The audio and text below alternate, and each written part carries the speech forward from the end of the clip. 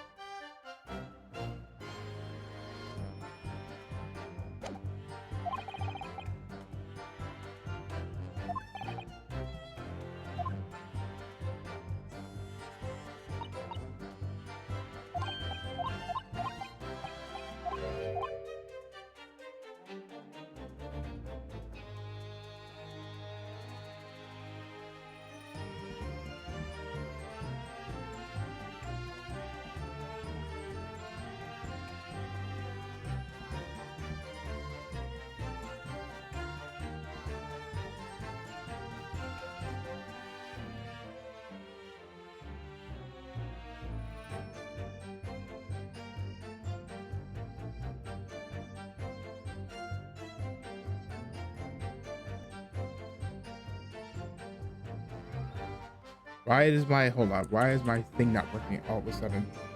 Oh, did I hit the? Oh, that's why. Okay, sorry. I hit the num key.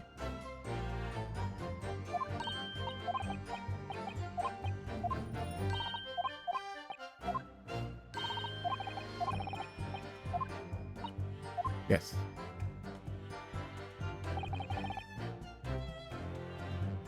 So there's a connection between.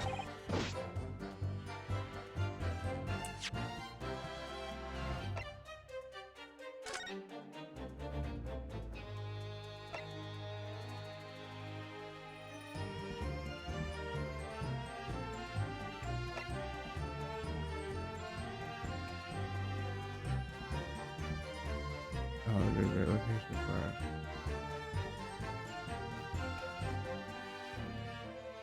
East side, so that's right with the east side.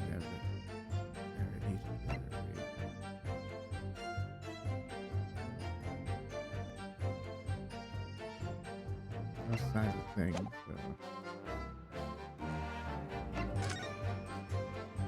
So yeah, house is here, east side. So this is his thing. Yeah.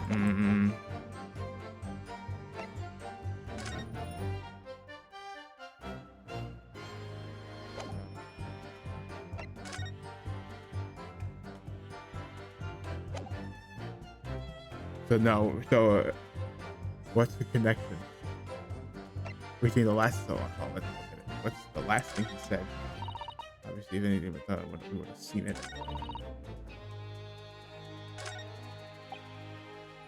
Yeah, that's the last statement. I didn't take. He said he didn't take his thing off. He didn't take his eyes off the crime scene. Something that didn't. Maybe at the press. Hold it! Okay. Maybe let's press this since yes, you said the nearby police official along. Is that right? That's right. Yes. If I had been on Roller's beat, I would have known exactly where I was going, of course. Don't feel bad, my love. You can't be expected to know what location every police box at every beat. Only I sort of got a little lost on the way. Patricia, my darling, that's why I love you. That was the weird thing. Oh, Pat. Oh, Rolly. Oh, please. So I suppose I was gone for about 15 minutes. But like I said, Rolly. Robbie, yeah. You said,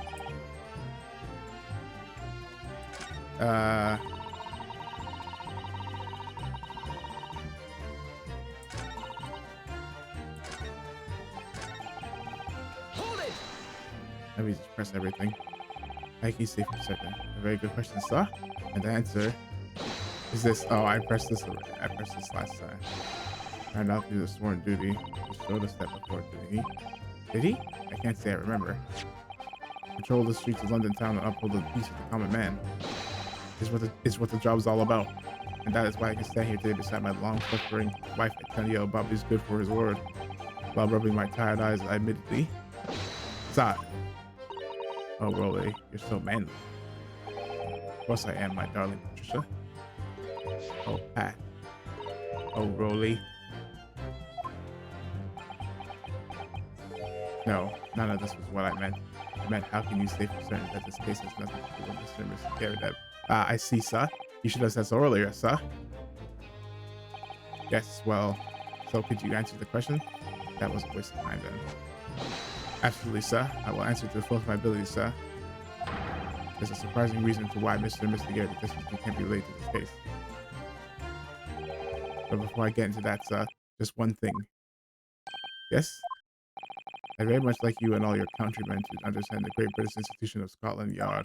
We'll help you take back some tales of us London Bobbies and how we uphold our guiding principles. I wasn't planning on going back just yet. I've only just arrived here. So that ends, sir. I'd be happy to lend you my warrant card for your perusal. But I must warn you, you won't be able to get it through it without shedding a few tears. Thank you. I'll try. Peace has been mentioned.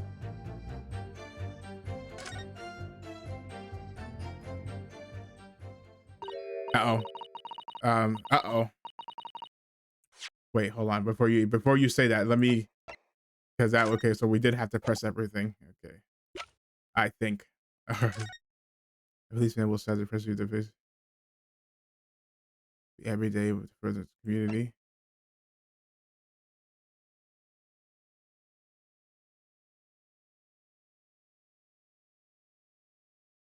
Any crime follows the jurisdiction of the beat in which they are discovered. So that means, so I guess is that last thing he said, because that means he's not any crimes that fall under the jurisdiction of the beat which I discovered. So that means it's not his. He's not. He was out. He didn't. So in his it wasn't in his jurisdiction. On his beat, a policeman must assist. Yeah. So why did he help when he wasn't supposed to? Because it wasn't on his beat. Technically, it should have been the beat officer. Can I ask you something? Oh, yes, of course. What is it? You're doubting us, aren't you? I can tell. What? I wasn't really. I mean, what's she doing? Please, just because I'm a woman, it doesn't make my testimony any less valuable. Whoa, wait, hold on. You might just see me as a wife of a policeman, but I'm a woman of my word. I am. I really don't remember ever suggesting that I doubted you, or because you simply no excuses. I don't want to hear it. My voice will be heard. My lord, you'll let me speak, won't you? Yes, Miss Beat, I will allow you to supplement your testimony if you so desire. Sometimes the path of the least resistance is a strange one. That was a very loud mutter. I heard that. The Japanese man thinks policeman's wife's word counts for nothing, does he? Well, watch out, sir. I might let you get away with something like that, but my Rolly won't. You really know that, Miss Beat? Wait, Mrs. Beat? Please, I humbly ask you to continue. What could she possibly be about to say, I wonder? I know what I saw. My eyes never let me down. My sense of direction is a little off sometimes, though. Hold it! What do you mean? Mrs. B, nobody is questioning what you told us. I saw it. I did that evening. I saw it clearly. A little Eastern man with the whiskers and the funny curved back slinking away from the scene. I know what I didn't see as well. I didn't see any flaming books or knives flying to the sky. All very clear. Yeah, we know. You also mentioned something about having a poor sense of direction. Oh, yes. Well, that's a little embarrassing, really.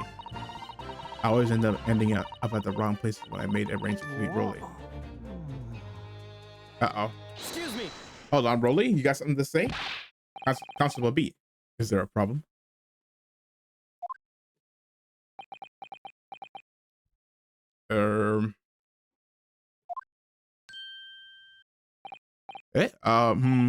No, sir. No problem at all. No problem, sir. Is your wife's remark just now bring something to mind, perhaps? Oh, well, in a way, sir, yes, sir. I was just remembering that the same thing happened that evening is all. You mean Miss Beat lost her way on that night of the incident? Well, you see, I sent her off to find a police box in the next beat over for mine. But she was gone a fair bit longer than I was expecting. Ah, and so his saying that he didn't leave is not true.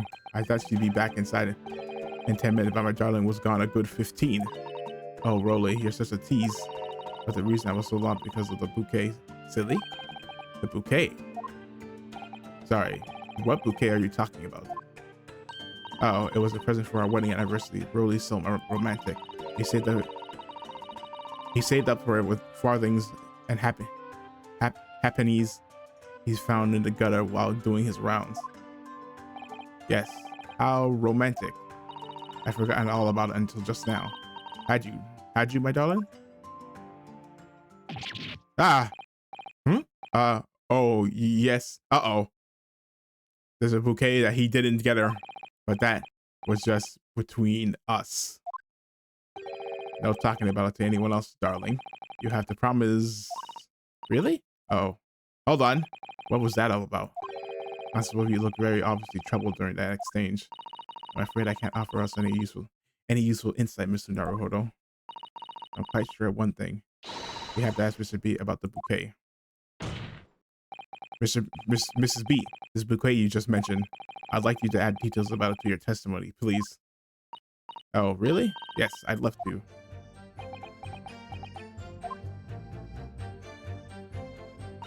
What happened was I dropped my bouquet and ended up losing my way for a while. Hold it!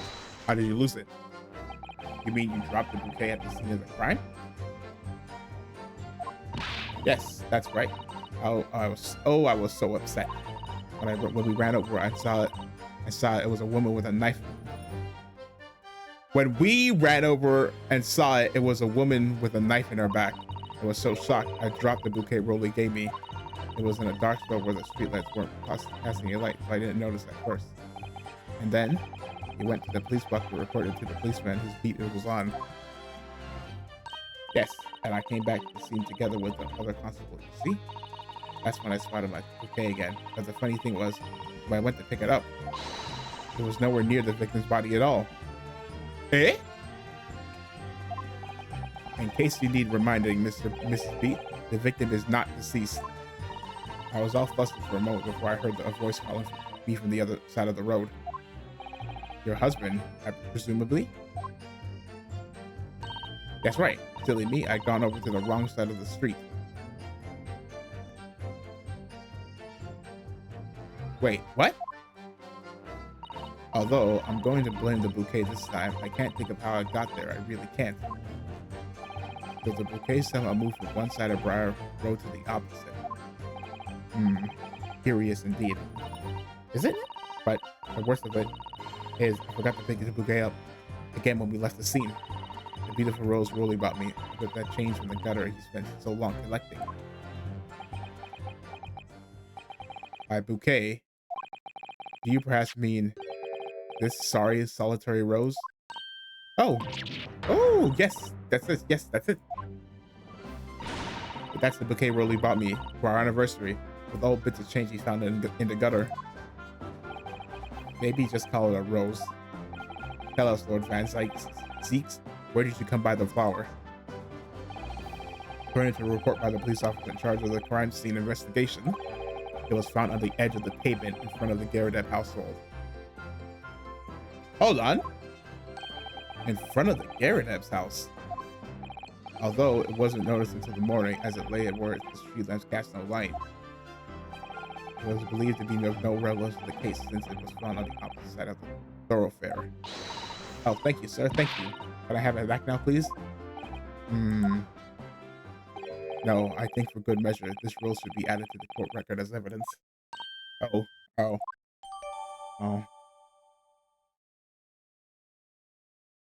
So yeah, she said the shock of the drop the rose where she stood, but she was then wait. But it's a symbol of our love. I want it back after the trial. Do you hear me? I want it back. Good grief. Rest assured that I shall do my very best not to forget Mrs. Beat. I didn't take my eyes off the crime scene, not for 1 minute, sir.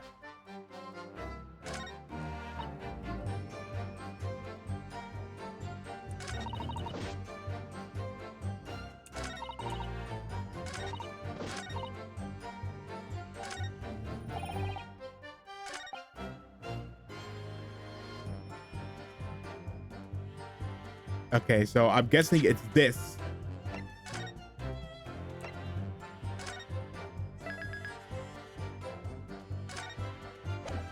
Oh, no. Well, no, we have to find the connection.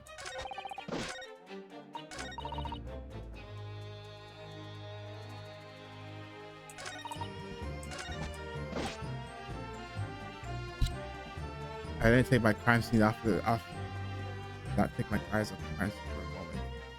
So we got the rose that's saying, what statement is it? What happened when I dropped my bouquet and ended up losing my way for a while?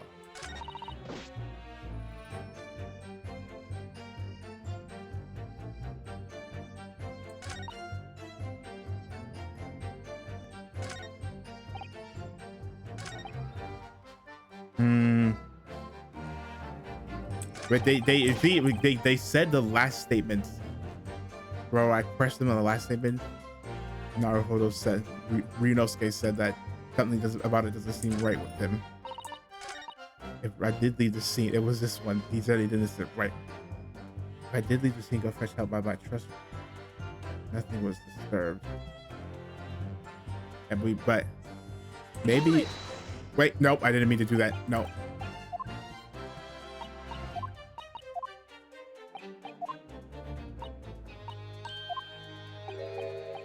Yeah.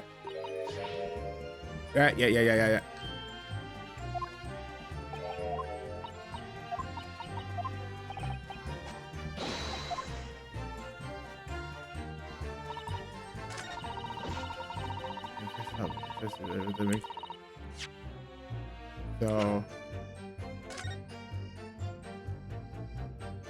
I guess nothing really to. It's very solid paper the file's wrapped in, isn't it? It's just an old newspaper, Mr. Naruhodo. Oh, this is because I'm not used to seeing English print. It looks so exotic to me. I see. Is something wrong? Oh, no. I was just thinking that if you wrap the stone baked sweet potato in English newspaper, it might look like some sort of fancy cake. So you love your cakes. Okay. Richard.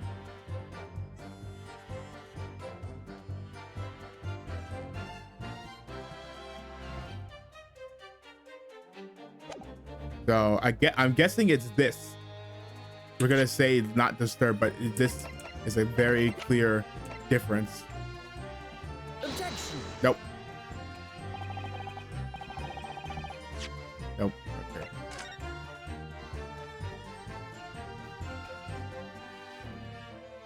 Yeah.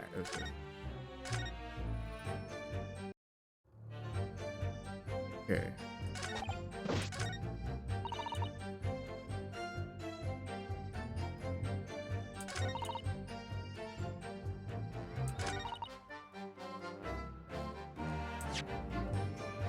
It's not, yeah, well, I'm gonna do it, but it's probably not this either. Objection. Nope.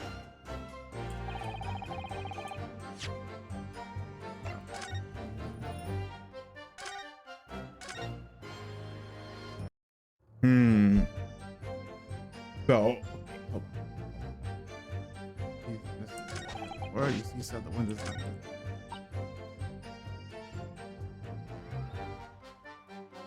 So we would have seen it. They need to go for something.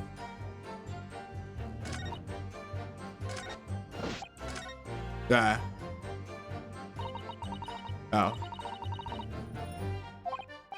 Dude, it's actually gonna be as we wait because it's just a little bit safe.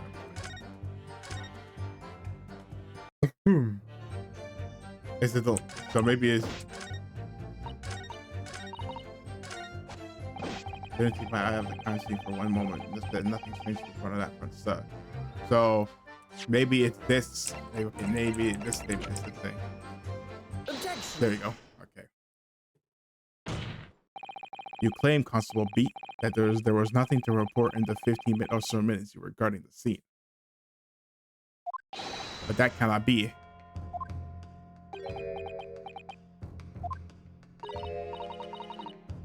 I'm sorry, what do you mean? Wait, what are you trying to say?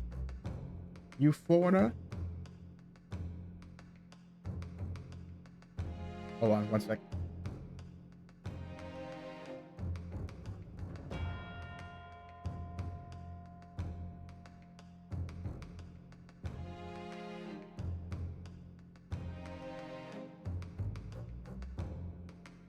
Sorry, I'm eating something.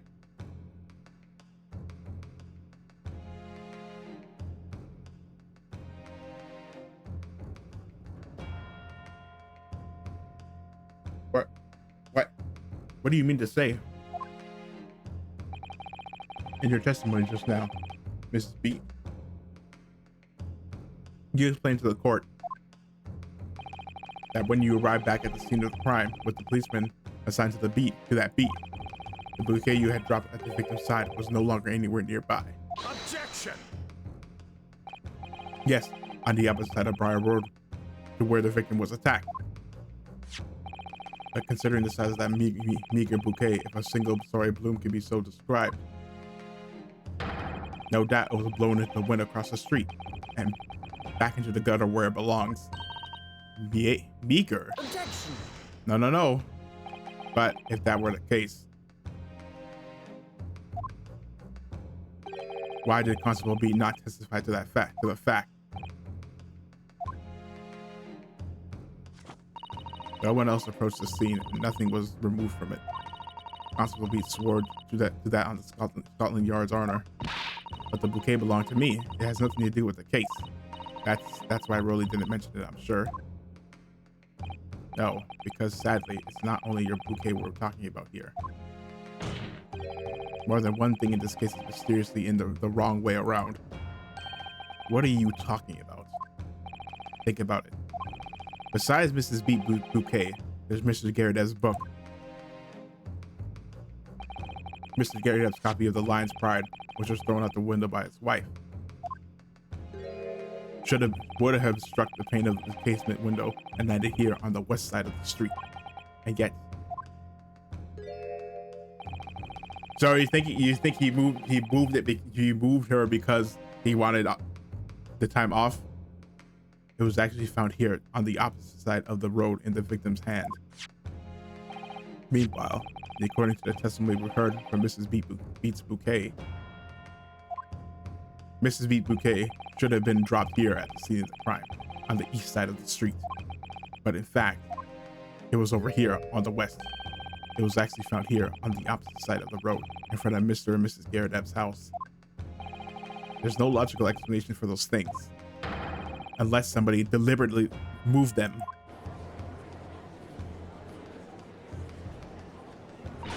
What are you trying to say? The way you're talking, it sounds like you think my Rolly's done something wrong. Don't you listen to a word that scrawny lawyer says, withering on about books and bouquets. Why should we care? It's nitpicking, that's what it is. Oh good, Mrs. Garrett's come around. You might call it nitpicking, Mrs. Garrett, but deliberately meddling with the scene of a crime is a criminal offense. That's called tampering, Mr. Naruhodo. Yeah, evident tampering. Yeah, that's a crime. And then it still is. Not unsurprisingly, but the person responsible for this tampering cannot admit to it for a very subtle but compelling reason. Objection. Tampering? You barely heard the term before. Tell us, my learned friend. Who would possibly have caused to carry out such an elaborate deception? Yes, there is someone who's tampered with the scene of the crime that evening. All the evidence and all the testimony points to that one particular person. It was him. Counsel, I must demand that you substantiate this conjecture. Who are you saying is responsible for tampering with the scene of the crime? Well, obviously the only one who was there.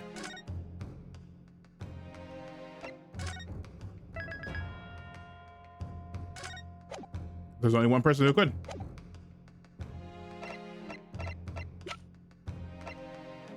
$23, $21. You don't know. 32. How old is he? He's 34. He's only 46. Oh my god.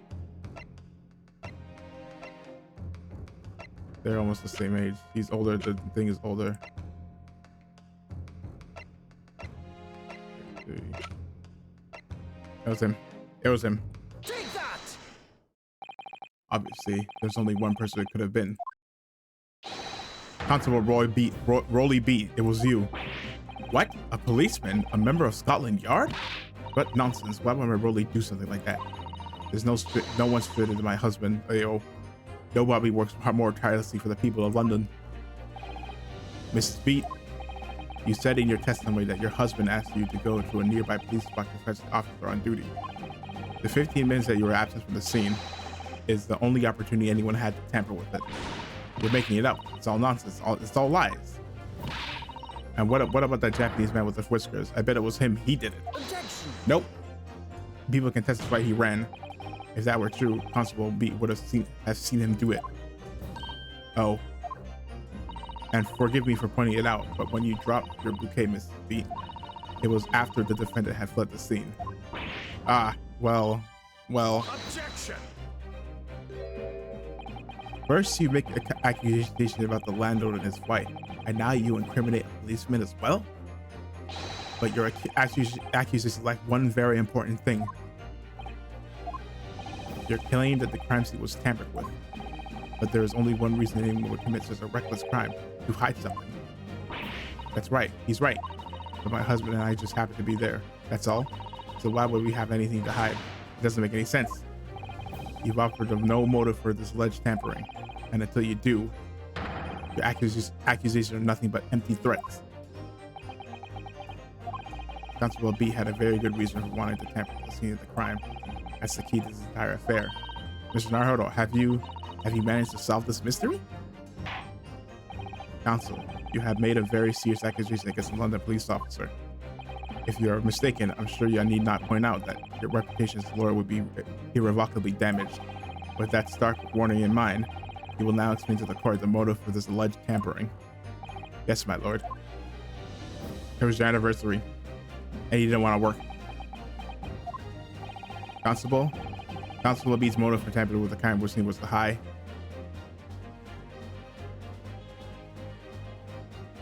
It's where the victim fell.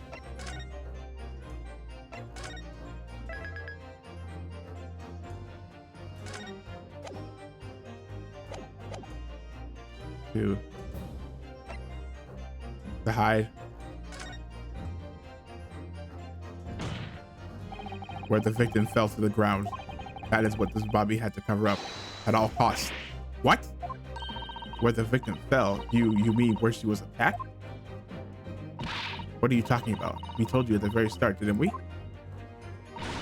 On the pavement of Briar Road. We saw it happen, right? Remember? It was right here, as if anyone didn't already know. That's certainly what everybody has been led to believe. But in fact, that isn't where the victim was stabbed at all. What? What? What? What are you talking about, man? I'm beginning to wonder where this tumultuous travel and counsel. If that's your assertion, then the court is dying to know my Nipponese friend. Where are you proposing that the crime actually took place that evening? Well, obviously, where she got thing right here. I'm not gonna sleep on this one. Take that!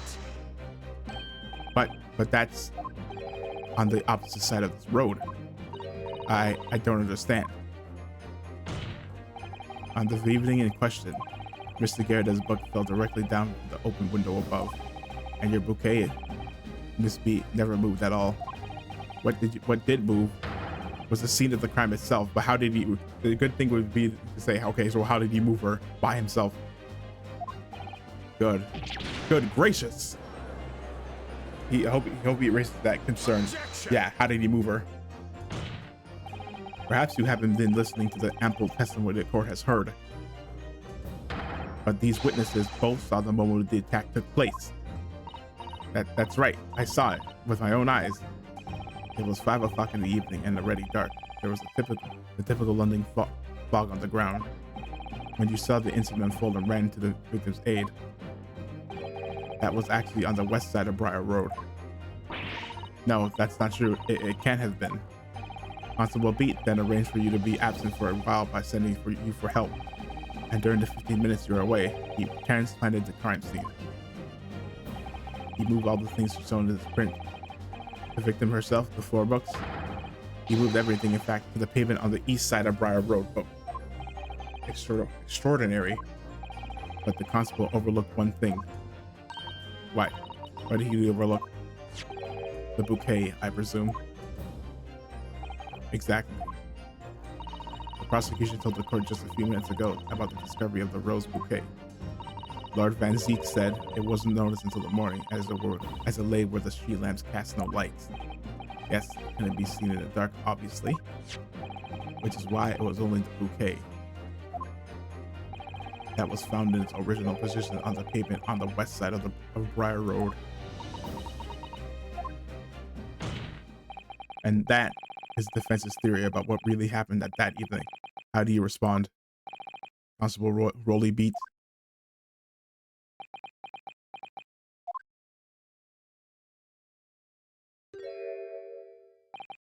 Well, I'm Very sorry. I didn't mean to nod off again, but I haven't slept properly in a month. Did I miss anything important? Oh, Rolly. It isn't true, is it? But the lawyer said it's all lies, isn't it? I know it is because you're the most upstanding, righteous man I know. I had a dream, a terrible dream. All the things I did that night. Everything come out. Everything exposed. Hmm? Only it seems it wasn't a dream at all. Good. Good golly! Yeah, you can't be doing that, brother. Order, order, order! What on earth is the meaning of all this? Oh, Rolly, why? Why would you do something like this? Moving a corpse is a criminal offense, isn't it? Wishing the victim dead should be one too. Constable, explain yourself. Why would you do this? As a respected member of Scotland Yard, your duty is to protect the good people of London town. I can't say, sir. What? I really am ever sorry. So sorry about all this. For damaging the Yard's reputation. For everything. I have a possible explanation. For why, on that particular evening, Constable Beat felt compelled to move the scene of the crime. I can think of one reason. What? How could you possibly know? You, a foreigner, presuming to understand the mind of a Scotland Yard policeman? And yet, Lord Van Zeeks is this foreigner who has uncovered the startling truth of the matter thus far. I believe it would be beneficial for the court to hear this extraordinary young lawyer's theory. Counsel for the defense, if you please. Yes, my lord. Now then, I think you had better show us some evidence.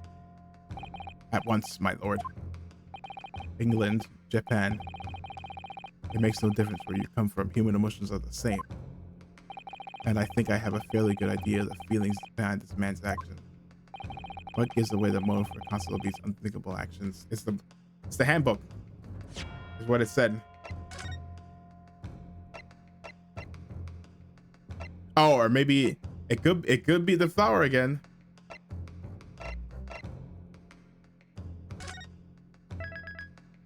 It could be the flower again.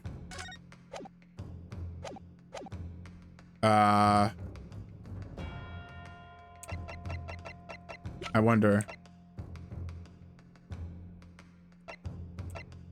Take that! Yeah, it's the rose. I realize that I'm a foreigner in this land, and I have only just arrived from Japan, which is why all this information about London's so-called bobbies is completely new to me. I've learned that, though honorable, patrolling the beat is the most demanding work in the world. For example, keeping the peace, looking after the citizens on his beat in all kinds of ways. There's no doubt that the young Bobby is charged with a great deal to do each day, certainly. But for Constable Beat, the day in question was special. Special? How? On account of this bouquet, my lord?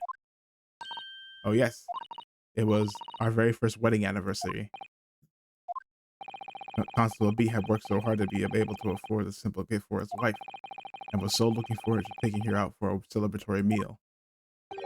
When he and Mrs. Beat stumbled upon a crime along Briar Road.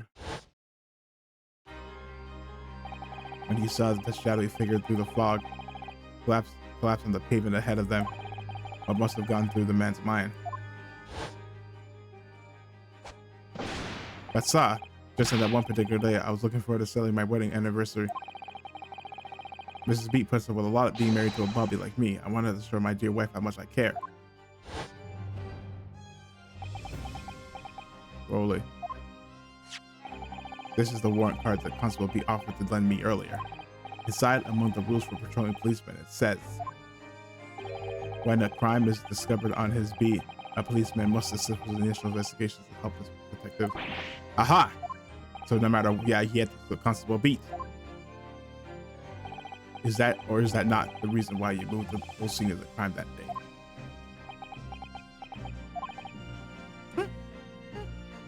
Yes. Ebony said, it's all right. So that's it. It was all to do with the boundary of your beat. Oh, exactly. Summarize. The incident actually occurred on the Constable Beat. The incident actually occurred on Constable Beat's beat. Good gracious, Constable, do you realize the gravity of what you have done? It was the first time since I became a copper that I'd ever cursed God. Stay close to me, Pat. The criminals should still be lurking somewhere. As we ran over to the scene, I had every intention of doing my duty as a police officer.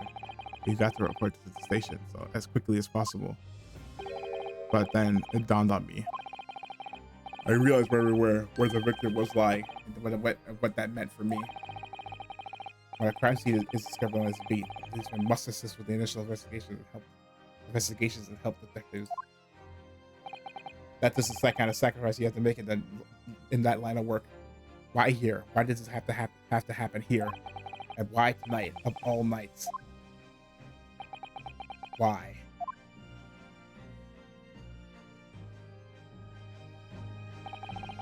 It's a copper's job to guard the scene of the crime, so I told Pat she'd have to go to the nearest police box and fetch whoever was on duty there.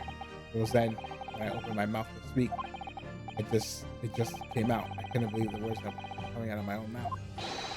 This is the next beat to mine, Pat. So you had to go to the public box, go to the police stop that covers it, turn right along Mearstone Street, and then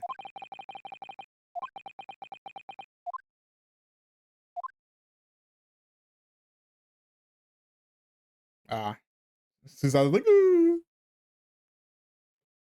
in her fifis.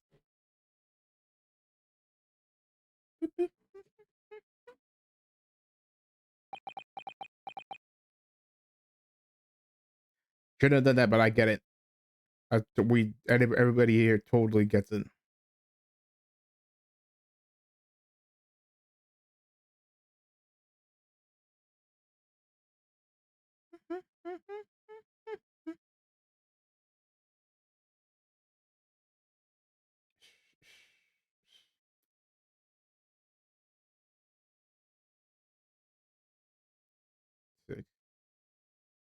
I thought there was something. It's fine. It's fine.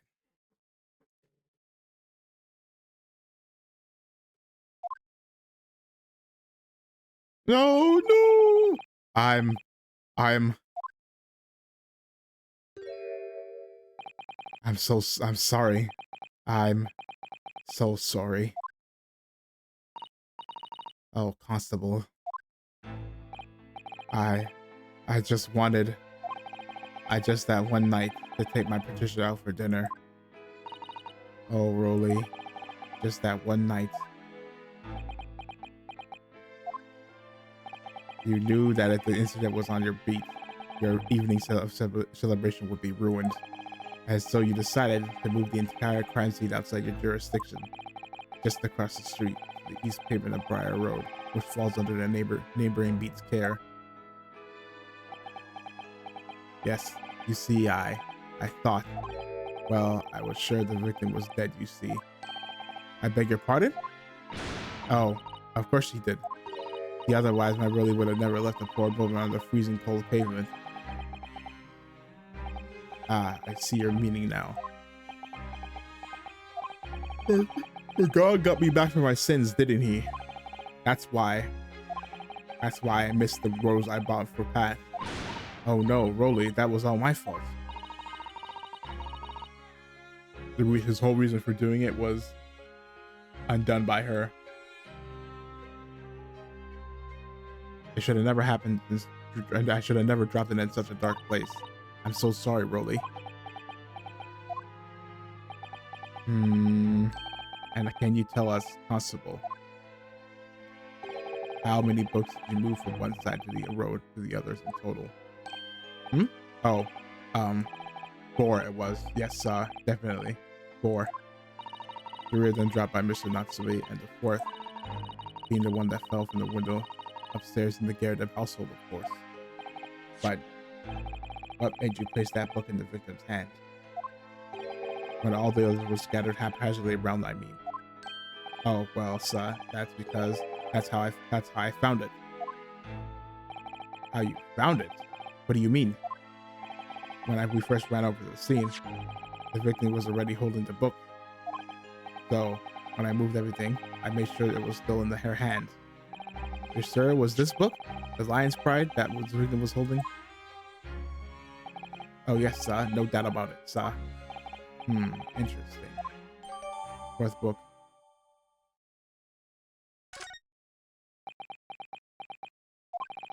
I thought it was an open and shut case at the time, you see. There were only 2 people at the scene, and Pat and me both saw it happen. However, which way you looked at it, it had to be the fellow who ran off who done it. I thought. I couldn't see the harm, really. I didn't think moving it all over the road would make a jot of difference. I suppose this is it for me now. I've had it. My lord? Yes, Lord Van Zeeks. I believe that concludes the cross-examination of the witnesses. Constable, you may withdraw. Yes, sir. Mr. Prosecutor, sir. What will become of my Rolly? What will happen to him? For now, you are free to go home. The police will contact you in due course. Please, don't punish my husband. This was all my fault. This was all... It's because I'm always moaning at him for coming home late. No. Leave it now, Pat. Let's go home. I'm tired. All right then, my love. One last thing, Constable. Sir? Let this be a lesson to you. In a criminal investigation, every detail matters, however insignificant it may seem to you. Yes, sir. Carve that lesson into your mind. And never again make the mistake of tampering with the scene of a crime. Huh? Never again, sir? You mean to say... Leave now. This trial is not yet over. Sir! Nah, he's giving it a chance. He said again, which implies that he's gonna give another chance. Well, quite a startling revelation, I must say. Whoever thought of a third party translating the entire scene of a crime like that? Indeed, my lord. Nevertheless, there are some immutable facts here, principally that the accused, Mr. Soseki Natsume, is the only person who could have possibly committed this crime. Objection. No, I disagree. Now that we know the true scene of the incident, there is someone else. And another person who could be responsible for the knife in the victim's back. Forgive me for being presumptuous, but I believe the prosecution is probably well aware of this possibility already. Lord Van Zeeks, is this true? Very well. Name the person if you will, and if further is warranted, the prosecution has no objection to the trial continuing. You will name this other person who could have perpetrated the crime. Hold on, I'm gonna save. It's obviously her.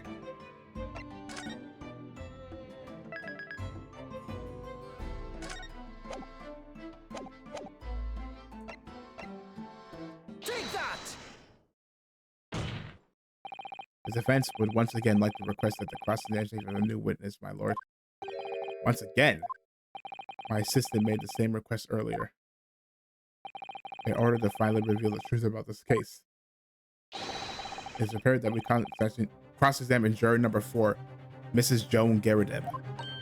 Me? Oh dearie me! Objection. You can't do that. That request has already been denied. But that was before we heard the thing. The possibility of the book reaching there was proven. Objection. Nope, we've just proven. But the situation is very different now. Mrs. Garrideb answered me this. What do you want now, you little toad? At the time of the incident, you were engaged in a violent argument with your husband, Mr. John Garrideb. In the course of the argument, a minor house fire was ignited, and to clear the smoke from the room, your husband opened a window that looks out over Briar Road. Well, what of it? You threw this book at your husband when he was cornered with it back against the window. Upon striking the pane of the open top hinge casement window, the book plummeted directly down, finding its way to what we now know to be the true scene of the incident. Yes, as I said, what of it? During the argument, you were beside yourself with rage. As such, you threw not just books, but anything you could lay your hands on. So, let me ask you one more time, Mrs. Garrett. This knife, the one removed from the victim's back, have you really never laid eyes on it before? Ah.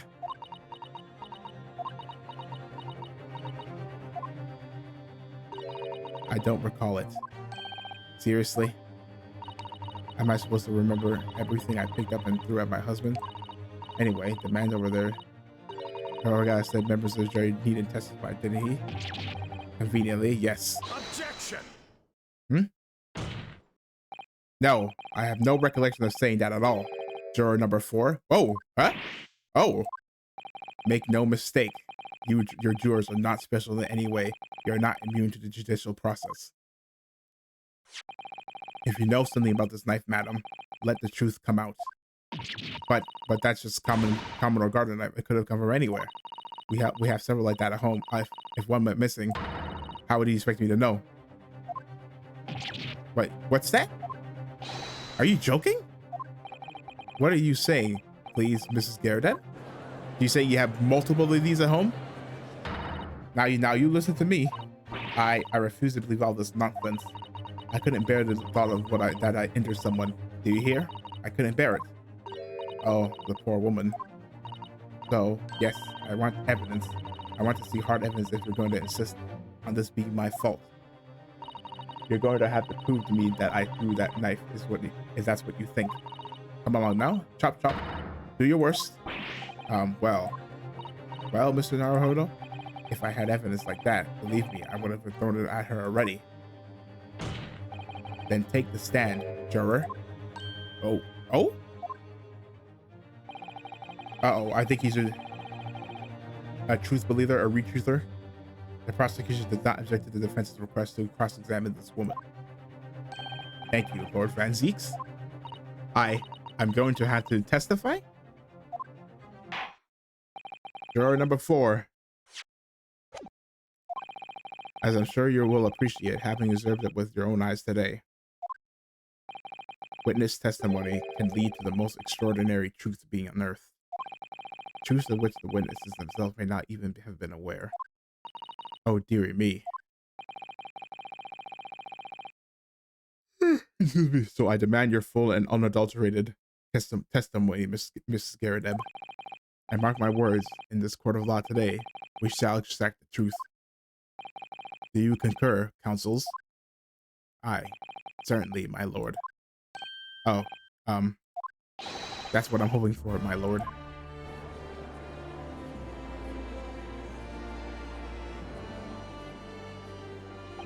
This is such a strange feeling.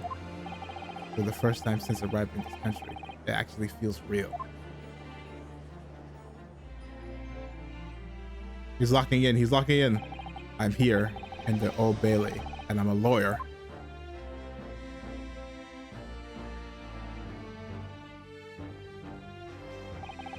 Witness, say your name and occupation.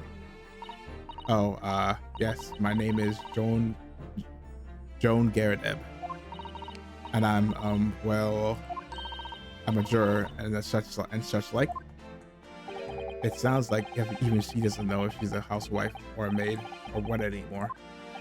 The court has decided your testimony is required in order to clarify matters in this case. Do you understand, madam? Yes, my lord. You will tell the court everything that took place in your household on the evening in question. And I warn you, do not attempt to hide the truth. Oh, dearie me. Chin up, Joni. Nothing to worry about now. Oh, he's here? Oh, I didn't know you were here, John. Wasn't only you in the only you in the room that day. Old thing was it? Rather think I ought to testify as well, don't you? But what about your knee, dear? Don't you worry about that. Hardly noticed it. I'm not the sort of chap to leave a comrade to face disciplinary action alone. Oh, John. I presume you are Mr. John Garadeb? Yes, sir. Former second lieutenant of the 3rd Regiment of the 4th Northumberland Fusiliers, sir. See my fair share of accident and now living the quiet life, as it were. The quiet life? Were you not engaged in an incendiary battle with your spouse on the day in question? Well, yes. Quite. Yes, well, quite. I believe this may represent a first in the proud history of the British court. Calling a juror to the witness stand is unprecedented. However, the court will hear your testimony now, juror number 4, and of that of your husband. You recount clearly and concisely the events in your home at the time of the incident in question. Sir, at once.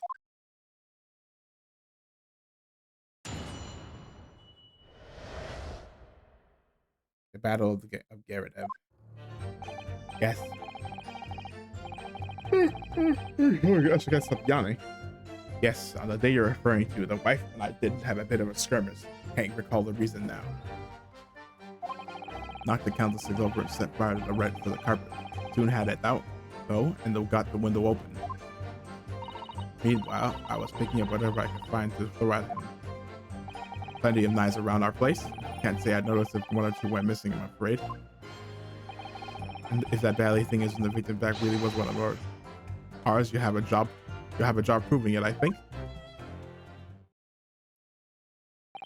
It sounds as though it was quite the battlefield in your household that evening. Although an entirely one-sided assault, it seems. That it was. The enemy caught us on the top, sir. I had no choice but to dig in and take defensive measures. To be honest, if the enemy kept shelling us for another minute, we'd have been toast. Of course, a veteran such as myself is only too aware of that on every battlefield. It's just like gnat's whiskers from death at any moment. Are we still talking about a marital quarrel here? Well, I must say that I'm dubious that this testimony will shed any light on the origins of this jackknife. In combat, one's focus narrows such that the surroundings are barely noticed. These witnesses may not be able to offer anything more than they have testified already. This may be a dead end. The instincts may well be right. Well, whatever the chances. Yeah, we gotta do it. We only have this last cross-examination to cover the truth, Mr. Naruhodo. Yes, I'm afraid so. Very well, counsel. Begin your cross-examination.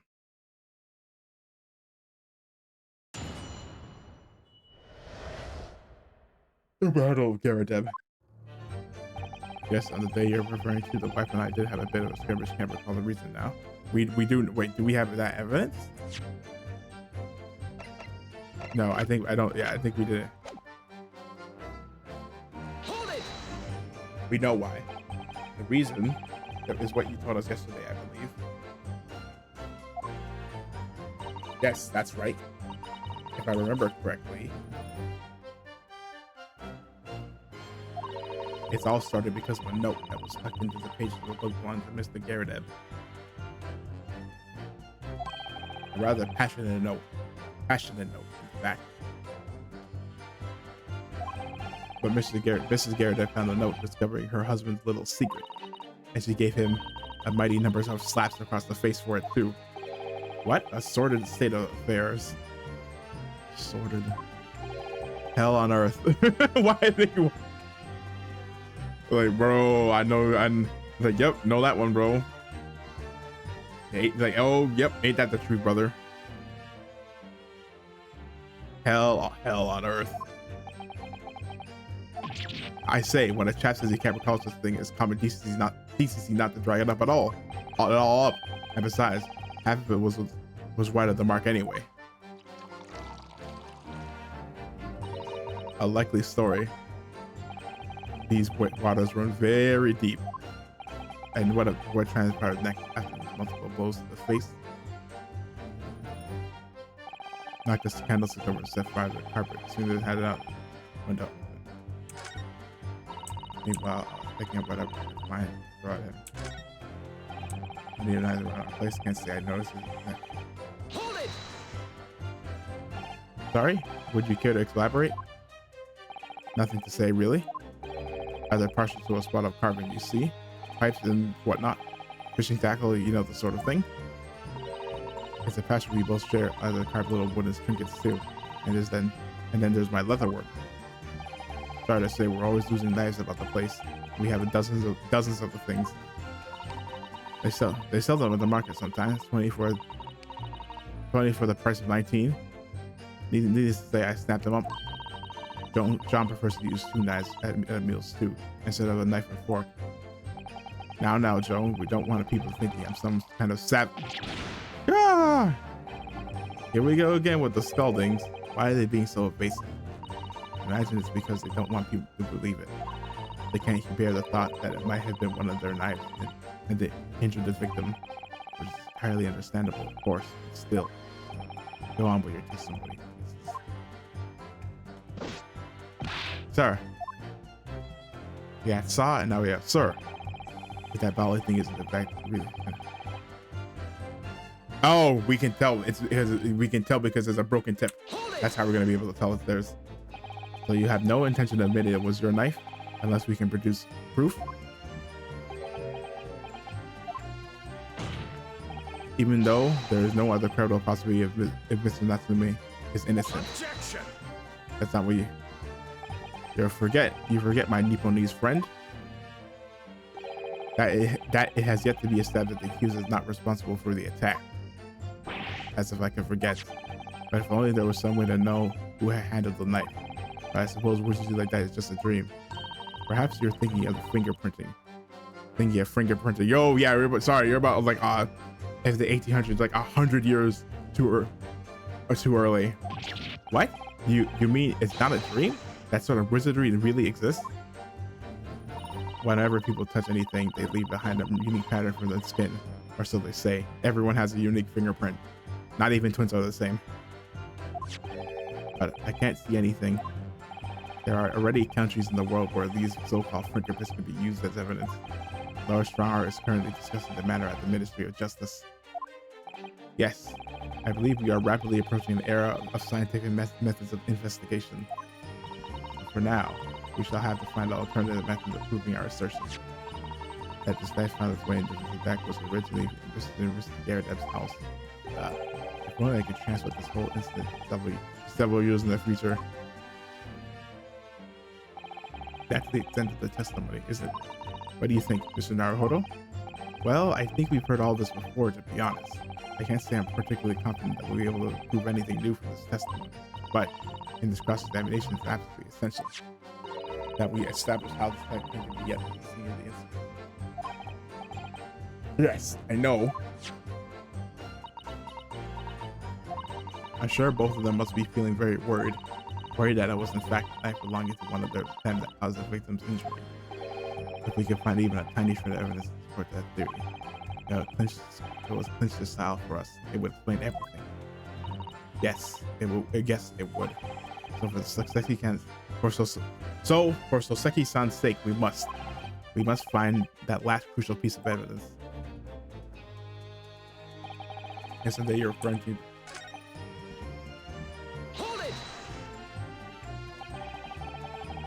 And the fire also spread to some items of furniture, didn't it? The bookcase, my armchair, anything in my mind, really. Just so happens there was some bathwater around that evening, so I sauced that to put it out. A most precarious situation you put yourself in. Ours is a 3-story townhouse on the west side of the street, where the water main isn't connected yet. I have to draw water from a public water pump during the day if you need any, you see?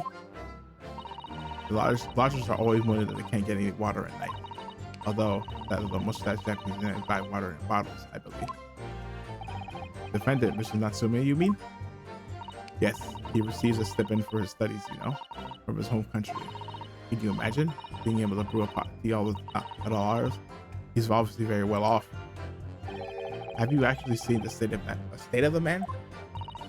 I believe he used all his income to buy books.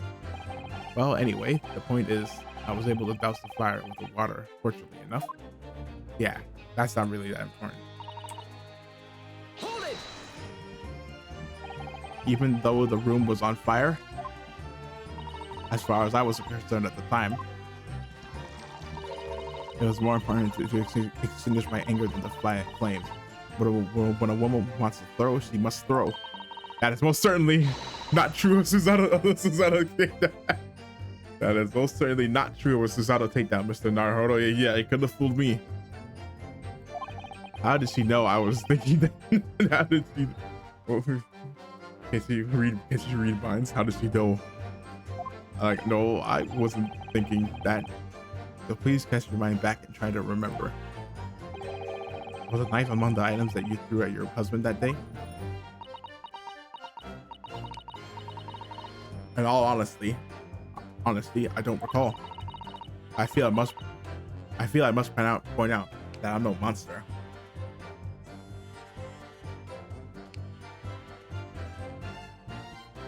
Right. Let me see.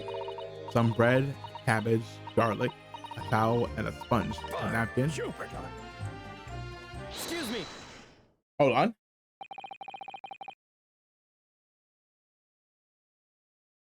You have something to add. You have something to add, sir.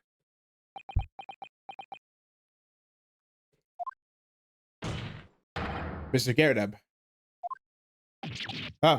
Don't shoot. Sorry, I beg your pardon. Did your wife remark this bring something to your mind? To mind? Not to your mind.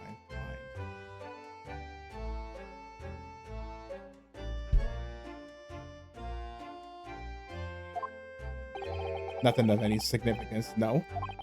Just that the barrage of projectiles the old thing launched in my direction was somewhat more solid than she implies. Books, bricks, and a fire poker, I seem to recall. Ouch. And the woman's name is Uncanny. She landed a direct hit with every bottle. Ah! Good grief, we're not at home now. This is a court of law. Oh, dear me. Ever so sorry, dear. What's she even doing with that teapot in here? Honestly, John, I would never have done such things at you, obviously. Well, take a look at this then. How do you suppose that happened, huh? Your pipe, sir? This thing been at my hand as usual at the time of the onset. Not to clean out with one of her soft projectiles she did, yes. And when I went to pick up the thing, it was broken in two. I'd like to see a sponge do that sort of damage. I see, your pipe was broken. It would never have been sent flying unless it was hit by something pretty solid. Anyway, I managed to bandage the thing up for now. Haha, you are the one to exaggerate, aren't you, dear? I wonder what we should make of this account. Could be important. The friends believe Mr. Garrett's remarks just now to be of great significance. Objection! This warban's words only tell us one thing. Portray a fiery wife and pipes, as well as hearts, may be broken. What? Sentimental wisdom, perhaps, but hardly worthy of adding to the formal testimony. Indeed. Common sense, one might say. Might what? Might one? In that case, would you at least permit us to examine the pipe, sir? Well, I don't see why not. Oh, dearie me. There you go again, trying to... Oh, dearie me, there you go again, trying to ingratiate yourself with a young lady. Ingratiate yourself with a young lady. Very well, the court will accept the gentleman's pipe as evidence. The pipe has been entered into the court. Wait, hold on, how old is he? I hope I didn't speak out of turn, Mr. Naruhodo. No, you're good. I was just really rather disappointed for you that your request was turned down. Oh no, it's fine. Thanks to Susanoo-san, we have some new evidence to work with. We just should examine it carefully. Well, thank you for that. Rebuttal, Mr. Garrett. Now, if we could return to the crux of the matter, what can you tell the court about the knife used to attack the victim? plenty of knives around the thing. So check.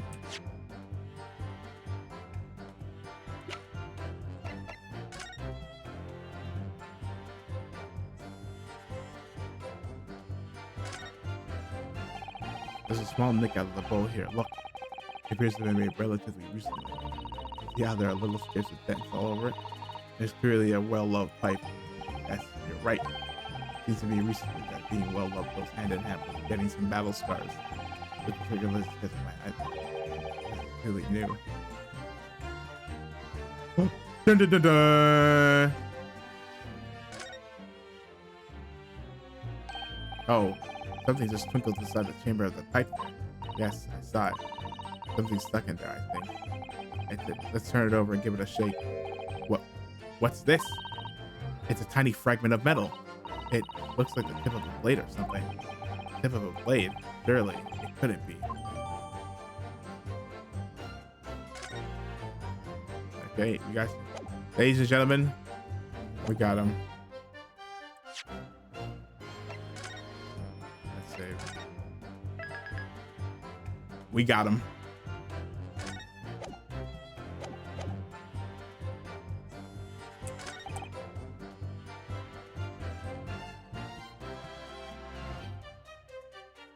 So is it this? So okay, so let's see.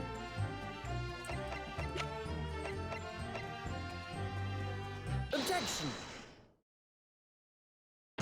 There you go. Mr. Garrett, could I ask you to take a good look at this, please? You can ask, but I can't see a bally thing. You can't? You used to call me Dead-Eye Deb back in the regiment, of course, but that was some time ago now. Even though I'm trying to enjoy a large print book by the fire these days. I struggle to tell a B from a D and a P from a Q, to be honest. Oh, he does, dearie me. It's rather wearing. Wearing? Wearing? Being asked about it. Yeah, I guess wear, like yeah. Like you're wearing to being asked about every other letter and every other word.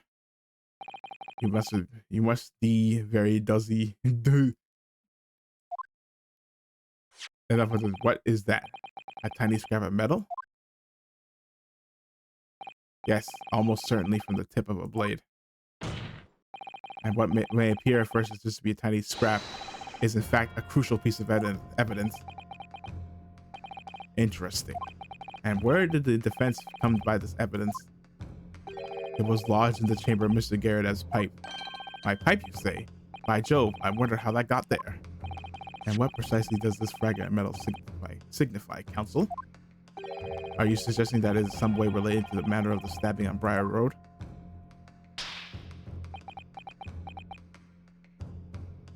I am. What? When you put together with another piece of evidence already in the court record, I believe this tiny fragment of metal will unravel the whole truth of the case, my lord. Oh, look.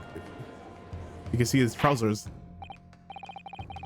You appear rather confident in that extraordinary statement, counsel. Very well then. Present that pertinent evidence to the court. What evidence, when paired with this fragment of metal, allegedly reveals the truth of this entire case? Take that! The knife. This is the knife that was found in the victim's back. If you look closely, you will see that there is a small piece of the tip of the blade that is missing. A common issue with inferior blades sold at unsavory street markets. Criminals who use them regularly leave the tips lodged in their victims' bones. And what of this particular knife? No doubt it has suffered a similar fate, now languishing somewhere near the spine of the victim. Objection! No, no, no! No, that's not the case. The tip of this particular knife's blade is the very fragment of metal we discovered in the chamber of Mr. Garrett's pipe. You wound me. Good grief. Lord Van Zeeks? I don't believe it. The knife from the crime scene and this fragment of metal are a perfect match. Uh-oh. So that, uh-oh. Good golly gosh. So that means she must have been through it. Order. Is this some sort of Eastern sorcery? This is no magic, my lord. This is a miracle. A miracle? So Van Zieks has figured it out, has he? Council, explain this extraordinary coincidence at once. Yes, my lord. The crucial point we have to ask ourselves here is, when did the fragment of metal find its way inside Mr. Garadev's pipe? Something that was clarified for us in the most recent witness testimony. Had this thing been in my hand as usual at the time of the onslaught, knocked it out clean with one of her soft projectiles, she did, yes. It would never have been sent flying unless it was hit by something pretty solid. Oh, dearie me. During the argument between these two that occurred just as the victim was on the pavement below, Mr. Garadev flung this knife at her husband. However, the knife missed Mr. Garadev instead of striking the pipe in his hand at the time, which caused the tip to break off, of course. Good lord. Yes, and that is when the tiny tip of the blade found its way inside Mr. Garadev's pipe. The chances of that are 1,000,000 to 1. And yet there's no other credible explanation for how the tip of the blade ended up in your pipe. Then, after losing its tip, the knife ricocheted off the pipe and flew out the open window. In short, this knife, which fell from the window of the Garadev's house, is the very same knife that struck the victim in the middle of the back on the street below. Oh gosh, oh dear, oh no! Objection! He's gonna throw it. Come on, eat it. He's not gonna do it.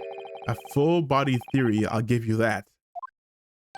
A complex bouquet of seemingly trivial points, plausibly arranged to create an almost passable vintage.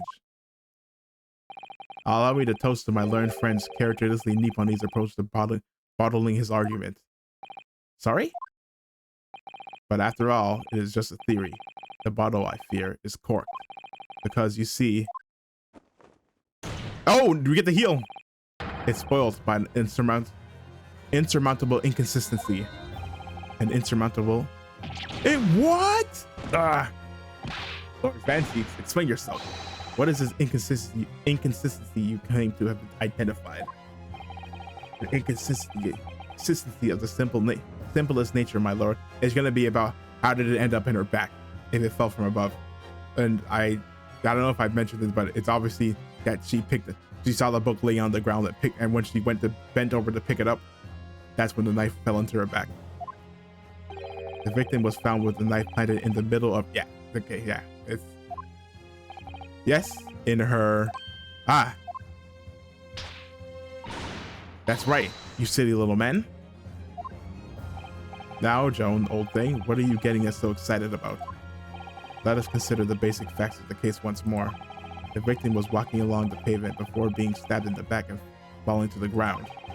If the knife that was stuck to her had fallen from above, yeah, throw it! There's no possible way it could have planted itself onto the victim's back. Yeah, I mean, no, you have to just, I mean, if you think about it for like a second, you could obviously deduce what happened. Order. Quite right, you see, that's exactly right. If the knife had fallen on her from above, it would have struck her on the top of her head. Well, it's easy, man.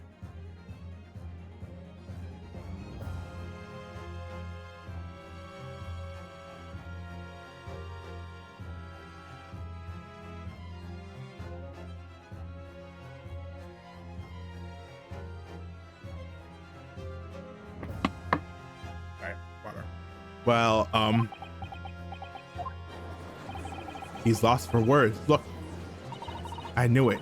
I never liked this theory in the first place. I don't know, though, what really did happen. It would appear the defense has made a rather spectacular blunder. If a theory has even one inconsistency, it cannot stand. Your theory, my learned friend, is history. No, it's... We were so close.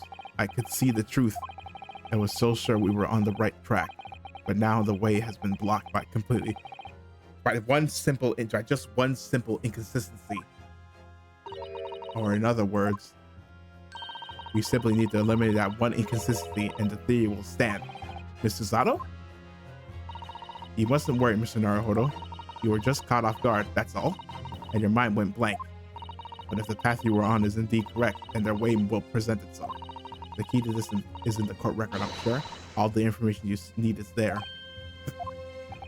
It seems you have nothing to say, my Nipponi's friend. Well, your silence speaks volumes. A tacit acceptance your theory is... a tacit acceptance that your theory is fatally flawed. Objection.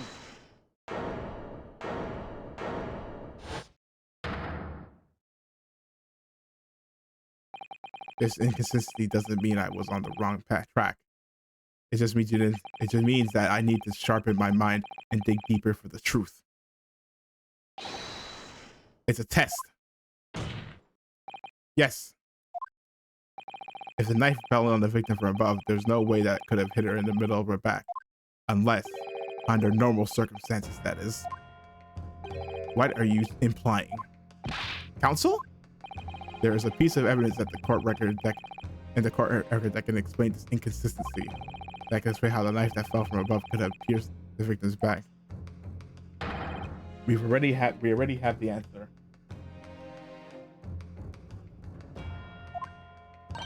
Goodness. Utter madness. This is madness. Surely this must be the last time. Counsel, present the evidence of which you speak. Yeah, it's the book. Her door is the book. This is the last inconsistency, the final piece in the puzzle. If I can successfully make sense of this, the truth will be laid bare at last. The evidence that explains how the falling knife became lodged in the victim's back is the book. Everyone completely ignored how the book was there.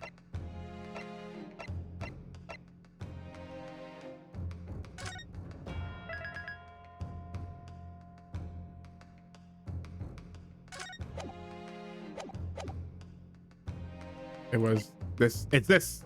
Take that! This, the fourth book found at the scene.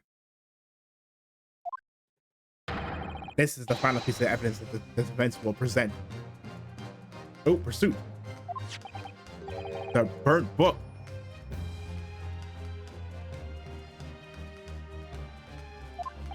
Is that not Mr. Garrett's book? Yes, and to understand its significance, we have to consider how it came to be at the scene in the first place. This photograph clearly shows the book in question, and the victim holding it in her hand. But as we all know now, it was the police constable that put the book between her fingers like that. No. You remember what he said? He's about to say it. Hold on, I'm trying to steal your thunder, Rinosuke, sorry. Quite so, as a part of his wholesale transplanting of the crime scene to the opposite side of the road. That's true. However, as part of his testimony, Constable Beat made an extremely enlightening statement on that point. Exactly as he saw it, he said, but what made you place the book in the victim's hand? Oh, well, sir, that's because that's how I found it. When we first ran over to the scene, the victim was already holding the book. So, when I moved everything, I made sure it was still in her hand. In other words, the victim had already picked the book up of her own volition. And clearly, that must have been before she severed this knife. Well, I should say so. After being attacked with a knife, I don't imagine she'd having been doing much of anything. So the question becomes, why did the victim have that book in her hand? by Jingo. I think I'm beginning to see what may have happened now. Oh dearie me. We know that the book fell from the top floor of the Garrett household onto the pavement below. At precisely the moment the victim was walking past. Yes, at exactly that moment, the young woman was walking along the street in the light fog. But all of a sudden, a book fell right in front of her. The book I threw. Yes, Mr. Garrett, and what do you think the woman did? What would you do if you were walking along and suddenly a book landed in front of you on the pavement? Lean down and pick it up. Or lean down and examine it. Well, I really can't imagine it, but I suppose she might have reached down and picked the book up. Exactly. They picked that as soon as they picked it up. Yes, that's exactly what the woman did. In fact, did she picked up the book? Oh, heavens!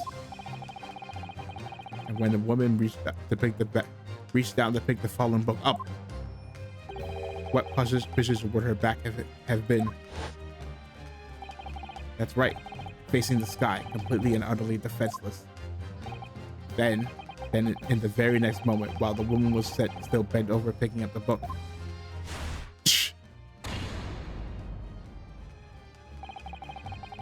and the next object fell from the room above, the jackknife, straight into the middle of her back, almost her spine. Oh my god! And at that same time, walking by chance directly behind Miss Green, was the defendant, Mr. Soseki Natsume. Well, I never. It appeared to Mr. Natsume that the woman simply collapsed on the floor. In the dark fog and the fog, he didn't see the knife falling on her from above. Ah, because he was right beside her, and from the other direction, the constable and his wife saw no one but the victim and her apparent attacker. So there never was a real cover to run from the scene in the first place. No, this was nothing more than a series of unlikely events that culminated in an unfortunate accident. And that is the real truth behind this case. We did it. Well, Mr. and Mrs. Garrett,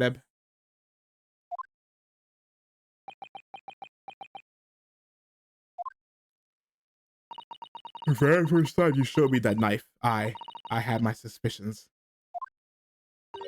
I wondered if perhaps I might have been something like that. There, old bean. Poor Mrs. Garrett. Of course, I never meant for anything of that sort to happen, but it was all my fault, wasn't it?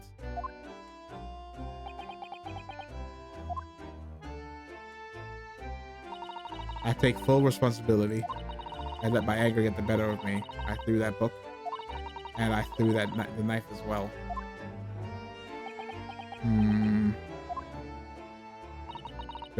John, dear.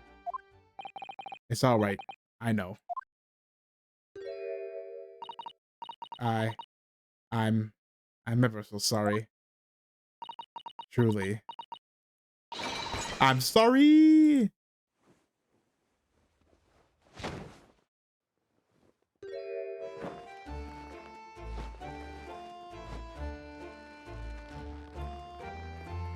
Lock in. Oh, well. It's just like he caught her, so it counts.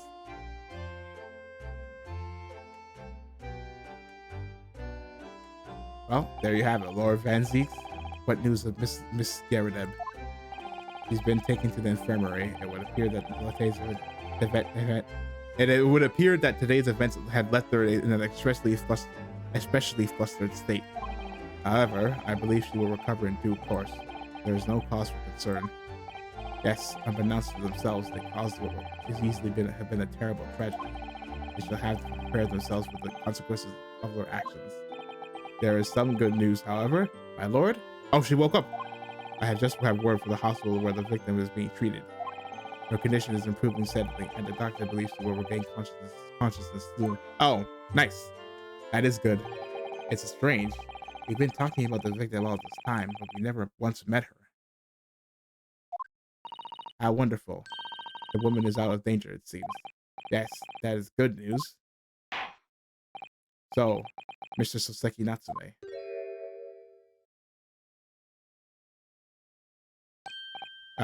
Yes. On behalf of my fellow countrymen, I would like to take this opportunity to beg your pardon, sir. You came from your distant eastern homeland to study our great British culture, and have been repaid with immeasurable unkindness. Please accept our heartfelt apologies.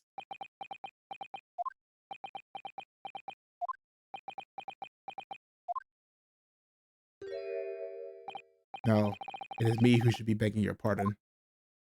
Oh, oh no, Mr. Natsume. That evening, when the young woman just collapsed on the pavement before my eyes, I, I jumped to the wrong conclusions again in my confusion. What conclusions, sir? I was sure that the woman was dead. Yes, Constable B said the same thing, didn't he? He thought she had been killed too. Yeah, so he told us this. He's like, yeah, he did think she was dead, so he never helped her, and he guess he regrets that now. It's been about a year since I arrived in Great Britain now, but I still can't get used to life here. I can't relax. I'm sure there are evil spirits lurking in the fog, like they're haunting me. Poor Soseki-san. His imagination really has got the better of him. Yes, poor man. So when it happened, I thought the young woman had been taken by the fog spirits. I should have never dropped my books like that and run away. I should have called for help, for a doctor, for the police. Instead, I've managed to create a rift in the relationship of trust between our two empires, and for that, I am truly sorry.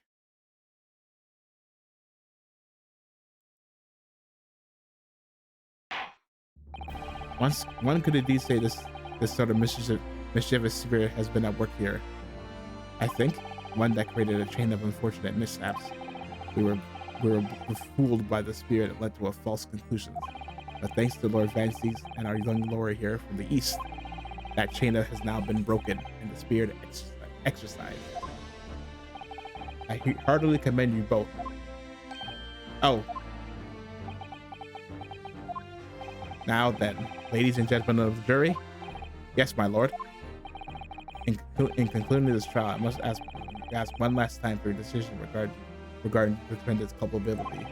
Are you ready to present your findings to the court? As a foreman of this jury, I can assure you we've reached a fair and just conclusion. I do declare the truth can be extremely cruel at times. Well, I didn't expect the woman next to me, that's for sure. Still sitting in for the old beam while she's out of action, but I know what her decision would be. This is me, I'll finally be able to get out of here and start work. Well, it's about time. I say, I'll have a corker of a story to tell the grandchildren when I get home. Won't I? Very well, ladies and gentlemen of the jury. I hereby demand your final decisions. Mr. Foreman. Not guilty. Not guilty. Not guilty. Not guilty. Not guilty. Not guilty. Not guilty.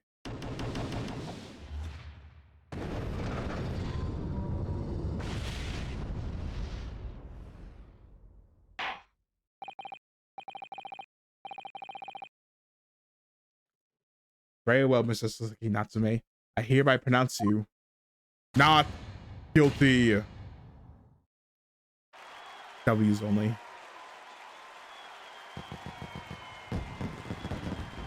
Fireworks.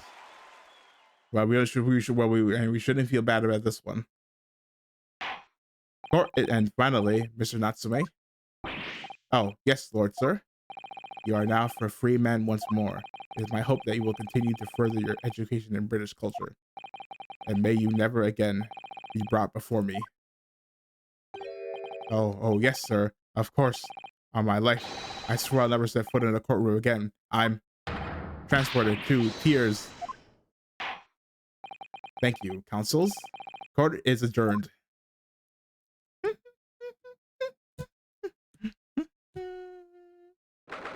20th February. 3:17 p.m. Old Bailey. Oh, Locum. Wait, you mean me? Of course. I hear. Is there another Locum here? Is there even one? Compared to the original Locum student, Mr. Naruhodo X guy, your name has become rather short, hasn't it? What's wrong with it? What's wrong with using my actual?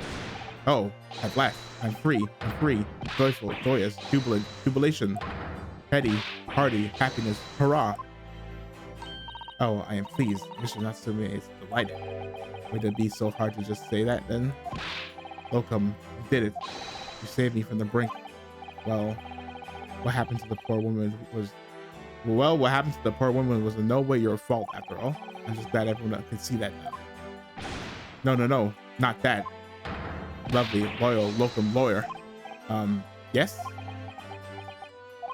I mean, as I said before, I had just never got used to the life here in Great Britain. Every time I look over my shoulder, I see foreigners, I see towering brick buildings, and from high up windows, I see them looking down on me, laughing, looking at a little hunchback. Oh dear, I'm sure it's all in your head, Mr. Natsume. But today, you local lawyer gave my gloom the boot. You stood firm behind that baronial bench before all those babbling British. You battled to the bitter end, laying bare the baffling truth. And when I beheld the blinding fireworks among the beams of the Bailey's roof, I bellowed, "Behold, the best barrister ever born." Well, that's very flattering, and we're very pleased for you.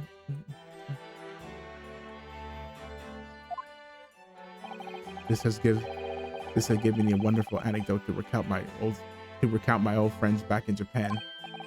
An anecdote? Is that what's become of all my hard work? There you are, my dear fellows. I apologize for keeping you waiting. I rose late this morning. Oh, Mr. Sholmes, what a pleasure to see you. I see I'm here not a moment too soon. A disaster has been averted, I'm glad to say. Oh. The trial shall begin presently, Mr. Naruhodo, and I wish you the very best of luck. Dog, brother, it's over. It's just finished. What? No, that my haste was in vain? It's you, Sherlock Sholmes. Oh, have we met, sir? This is Mr. Natsume, the man you had arrested, Mr. Sholmes. I see. I failed to recognize you at first. Our previous encounters have been taking place in the gloom, either of your bleak lodges or that prison cell. I simply couldn't face that curious face in the light. Charming. This is all your fault, Sherlock Sholmes. You're the reason I had to go through this terrible ordeal. I'm going to give you a piece of my mind. My apologies, sir, but I assure you, I have placed you now. You're the fellow who abandoned that poor young lady and ran off, are you not? Ah. Had she been taken to the hospital more urgently, I feel perhaps she would have regained consciousness by now. Oh. But it was unavoidable, I'm sure. We are but human after all. Anyone would have been shaken by such an experience.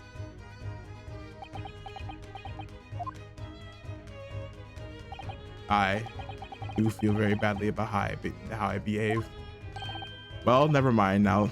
Never mind. Now then, what was it you wanted to say to me, sir? Nothing. Priceless. Oh, I am sorry. Really, but that was quite priceless. Poor Soseki-san. Still, on the bright side, you've had an extremely entertaining experience without paying a penny. And it would seem you were not even found guilty. But there is no bright side. Whatever do you mean, Mr. Natsume? Even after this, I'm still cursed by the spirits and now by the Reaper. Lord Van Zieks. I haven't forgotten, you know, what facing that man at court means. Even if you're found not guilty, you're still doomed. That's true. It will be all right, Mr. Natsume. If the Reaper appears trying to make trouble, I will protect you. Hiya! What the? Why me? What the? With a perfectly executed Susato takedown. Why? What? She's like, much as I like being turned on my head, a bit of warning might be nice next time, Miss Susato.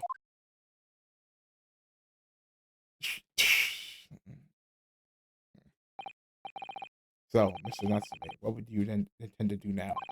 You mentioned something about recording your experiences to your friends back in Japan. Yeah, he's probably gonna go back. I'm going back home. Yes, I intend to return to my homeland soon. Oh, it has already been a year since I arrived here in Great Britain. I visited universities, libraries, bookshops. I've been honored with the tutelage of professors. I've learned so much about the wealth of literature here, and the city it has shaped. And I've come to realize that that it is my calling to stay home and tell my fellow countrymen about it. That's very touching, Mr. Natsume. Or, in perhaps less veiled terms, you wish to withdraw halfway around the world, risking the terror of the Reaper's curse. That's not it at all! The more I learn of literature, the more the strange feeling calls up against me. I feel content to return to my roots. Wait, I'm trying to remember what is the...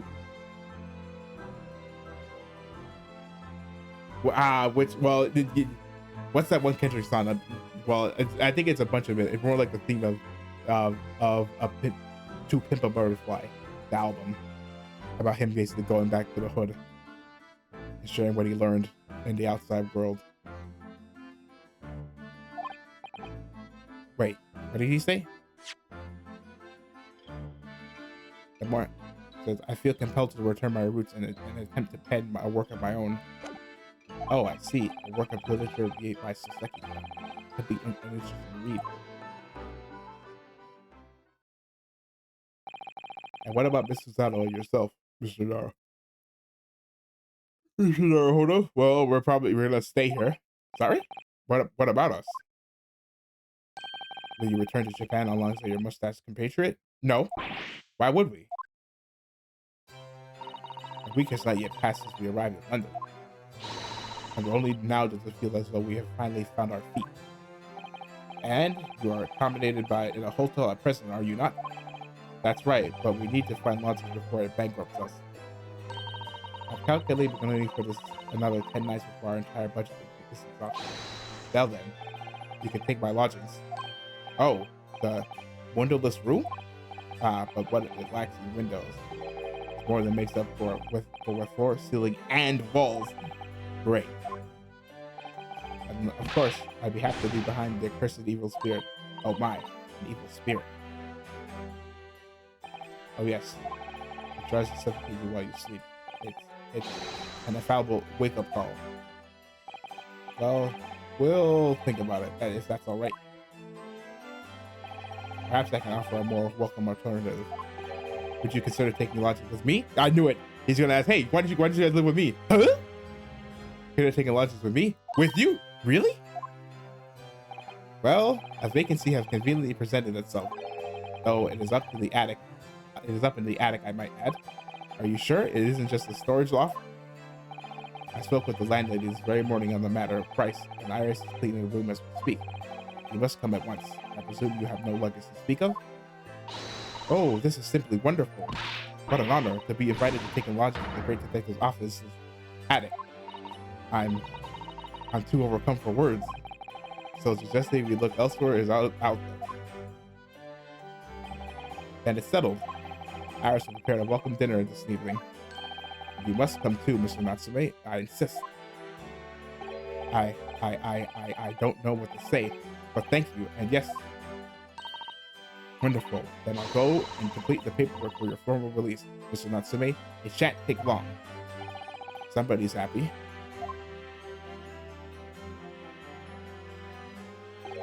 Welcome. I knew that you wouldn't let me down. I'm truly delighted to have met you here in London. Likewise, Mr. Natsume, it has been a privilege meeting you too. It's a shame that we're going to have to say goodbye so soon. Well, I've come to realize that I belong in Japan. But Locum, we'll meet again one day. Yes, I'm sure. And hopefully by then, I'll be a successful lawyer. Hopefully by then, I'll be a successful author. Well, my dear fellow, our carriage appears to have arrived. Shall we go, Mr. Naruhodo? Yes, Mr. Soames? I have little doubt Mr. Natsume will be released in the time for dinner this evening. Don't. Hey, I hope nothing bad happens to Susato. I'll be upset. And so, with Sasaki-san's innocence successfully established, we rode with Mr. Soames to what was to become our new home, 221B Baker Street. 221B Baker Street.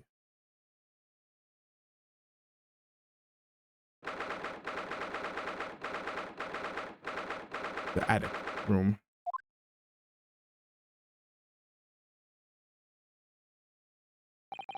So this is to be our new office. Yes, our office. I rather like the sound of that. Me too. It's simply wonderful, isn't it? I hope you can see this, Kazuma. It's only a small step, but I'd like to think we're getting a little closer to your dream now. So, my dear fellows, do you like the place? Oh, him out of his clothes. Mr. Soames, yes, thanks you so much. It's a life of room, Mr. Soames. I simply adore it. Good, I'm pleased to hear it. Iris and I are delighted to welcome you. I hope everyone's hungry. It's nearly time for dinner. Well, we'll eat as soon as Mr. Natsume arrives. We have a lot of celery. I have a feeling he's not gonna make it.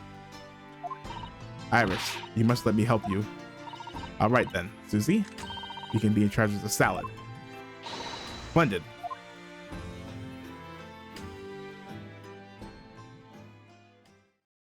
So, Mr. Naruhodo, how does it feel to have your own office in the capital? It's very exciting, actually. I can't help wondering what adventures await us.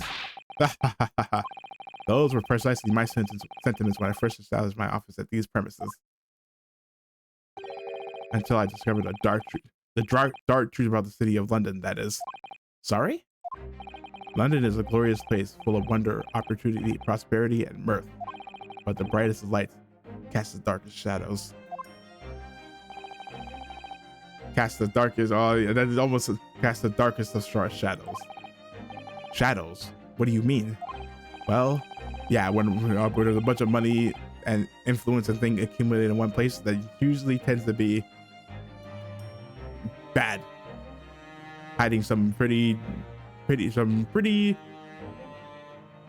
significant skeletons in the closet, so to speak. Well, I believe you're well aware of the murkiness that lies behind London's facade already. Yes. So, once again, Mr. Naruhodo,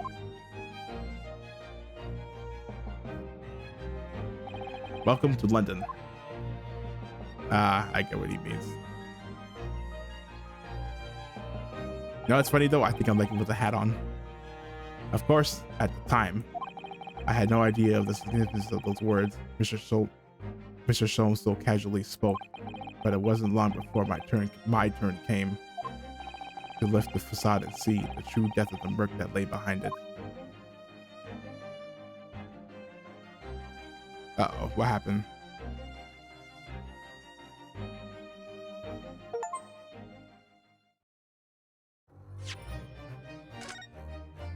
Landed in London. Not gonna say who, but a little birdie told me that this next case should be the last case. So yeah. Oh no, never mind. No, wait. Yes, it is. This is the last episode, episode 5. The Adventure of the Unspeakable Story.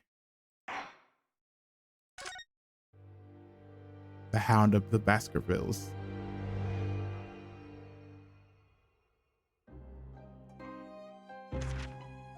It's coming! Sholmes's cry pierced through the thick wall of fog around us.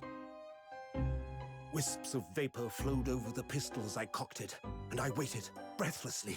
in the stillness. The silence lasted for what seemed an eternity, until, at last, it appeared. From the shadows of the cloud, an enormous beast sprang out upon us. A hound it was, but not such a hound as any mortal has ever seen. Its eyes glowed with a smoldering glare. The whole of its ox-sized body was outlined in white-hot flames. Its rumbling pant and hideous howl, so terrified was I that I began to tremble with fear. "Look well, Wilson," Sholmes declared, gazing upon the mystical beast.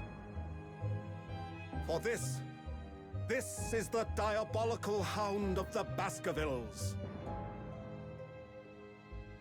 The Hound of the Baskervilles. So what happened? Our first 2 months in London passed by in a flash. And that disconcerting courtroom experience we were first thrown into on the day we arrived in the country, and it's a slicky sounds terrible ordeal that followed close behind, we had emerged victorious. However, there then came an abrupt end to our opportunities to appear in court. Yeah. Basically, yeah, after that, the 2 days basically were so like 3 or 4 days. For 2 months they haven't been able to doing anything, which was hardly surprising, of course, since I was nothing more than an amateur, and an unknown student of law from a faraway land. So life in our little office was very quiet. That is, until it was shattered one day by that fateful telegram. Telegram? Naruhodo's legal counsel's consultancy.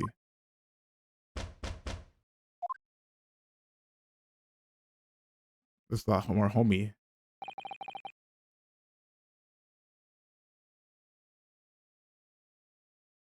That morning, I was woken by the unreserved knocking on the door by the telegram boy. But after he'd gone, Susato-san's behavior became very obviously strange. Susato-san? Yes? Yes. It's time to leave for the court already? Let me see. What case is it today? I don't think I'm scheduled to defend anyone at the moment, am I? Oh, no, of course not. How silly of me. What's wrong? I think Iris said she would make us breakfast this morning. So shall we go down to Mr. Stone's suite? Yes. Iris makes the most delicious breakfast food. She does, doesn't she? And once our bellies are full, we can leave for court in fighting fit form. Let me see. What case is it today? Yeah, she's a little twitchy. Susato, are you okay? Hold on.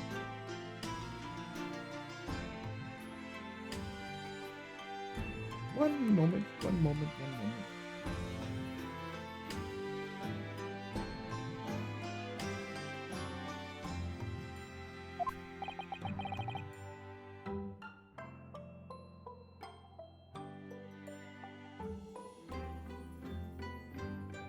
Here we go again. I just feel like I can't hear my telegram. So, what was it about the telegram that was delivered this morning? I mean, a telegram? I don't know what you're talking about.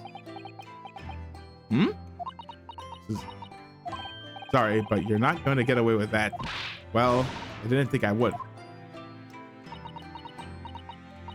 Actually, I don't give it a moment's thought. It's nothing interesting. Boring, in fact. Ahem. It was just a boring old telegram. That's 3 times now that she tried and failed to convince me it was nothing. I promise that I'll tell you about it at some point. All right, I understand. Okay, well, if she doesn't want to... I suppose Seki-san will have arrived back in Japan by now, won't he? Yes, I should think so. He's left immediately after that terrible ordeal. Oh, you know what it's gonna be? I think it's gonna be he died, which would mean he should have completed the voyage already, or be just a few days away. A fortnight ago, we had that very long telegram from him. Do you remember? Complaining of seasickness, but by and large, it seems the voyage has been going well. Is something wrong, Naruhodo-san? I was just wondering what might have become of Sasaki-san had he stayed in London, that's all. You mean as regards the Lord Van Zeeks, the Reaper? Yes, I can't help wondering if the seasickness would have paled into insignificance in that case.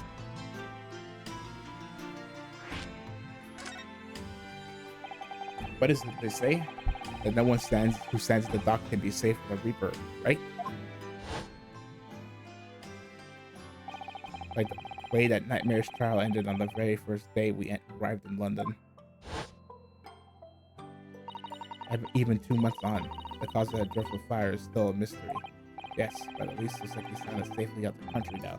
Presumably that means that the curse of the Reaper can only take effect within the confines of the city of London, perhaps? Even if that's the case, it's a little comfort. I have a terrible sense of foreboding. If the legend of Reaper is to be believed, it would mean he wields the sword of justice himself. Come to think of it, I wonder what he's been up to these past 2 months. Surely, not wielding the sword against more equipped defenders. No, I don't think so. Apparently, Lord Van Zeeks hasn't appeared in court once since our last encounter. Oh? Yes, since Sasaki-san's trial, he's withdrawn from judicial service again, it seems. Really? Just like before, when he wasn't seen in court at all for several years. So, it's just been me who's had to face him in his recent state of trials then? Just my luck. I wonder if luck doesn't come into it. Sorry? What was that? Oh, nothing. Never mind. Okay, well, let's move.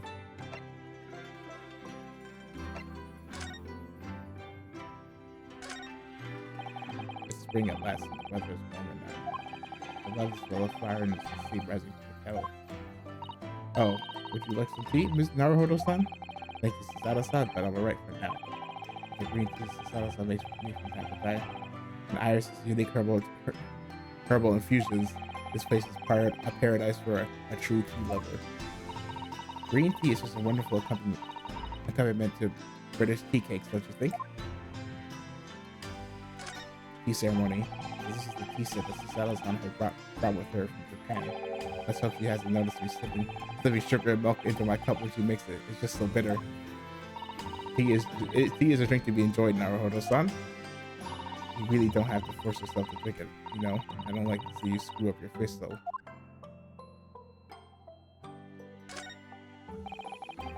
We've only been here in London for about 2 months, but I guess it's starting to look a little messy already. You could tidy up once in a while. Zato-san, I always say, making a mess is a small sacrifice to pay for being able to further your studies. And time spent tidying up is time you can't devote to the fitting cause. Time spent on ridiculous arguments is time that can be better spent on some simple housework. True. She wins, but I'm supposed to be the lawyer here.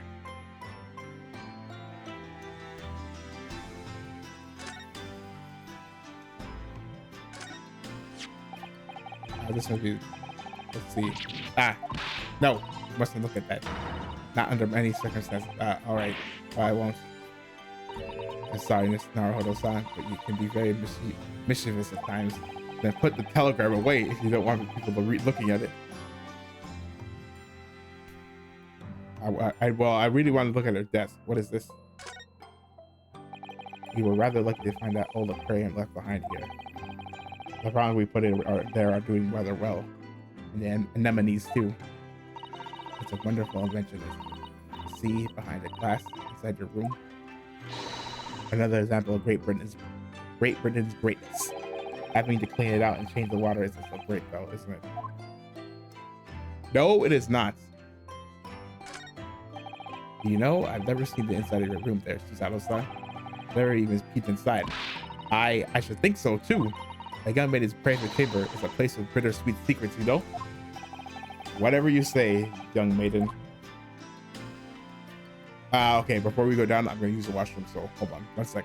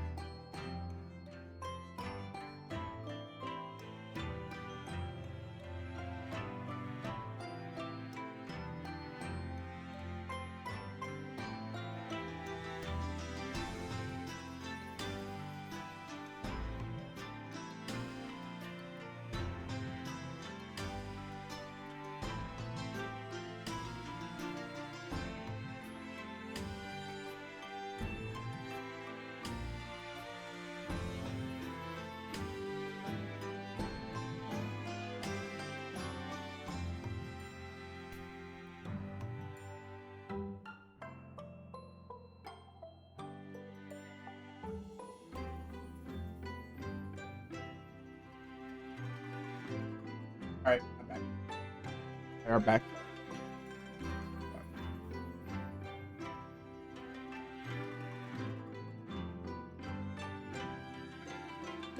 Okay, let's go.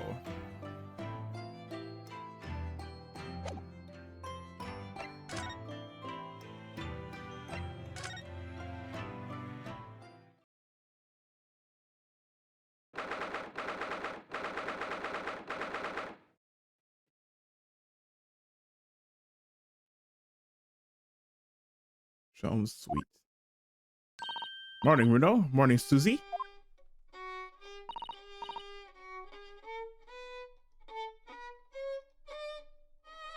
What is this? What is this BGM? Good morning, Iris. Iris, what in the heck is going with this? What is it, Runo? What is that terrible noise? I sounds like a cat being strangled. Ah, yes, you noticed that, did you? That must be Holmes. Yeah, violin is awful. Early isn't the best form isn't in the best form this morning, it seems.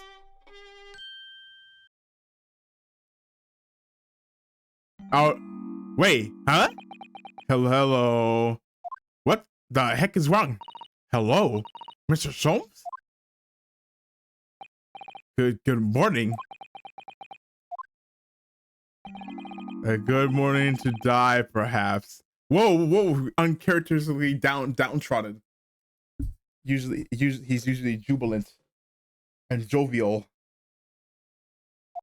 Die, perhaps. Has something happened, Mr. Sholmes? You look miserable, and the way you were playing the violin before. An analytical mind is dead. Music is dead. The world is dead. Uh-oh, he's in his emo phase. Damn, this blanched existence. What happened? That's all it is, my dear fellow. Nothing of consequence. Huh? I'm afraid I don't understand. Well, Iris, isn't it time we ate? Some dry toast and an insipid coffee for some dry toast and insipid coffee for me, if it's not too much trouble. Meow.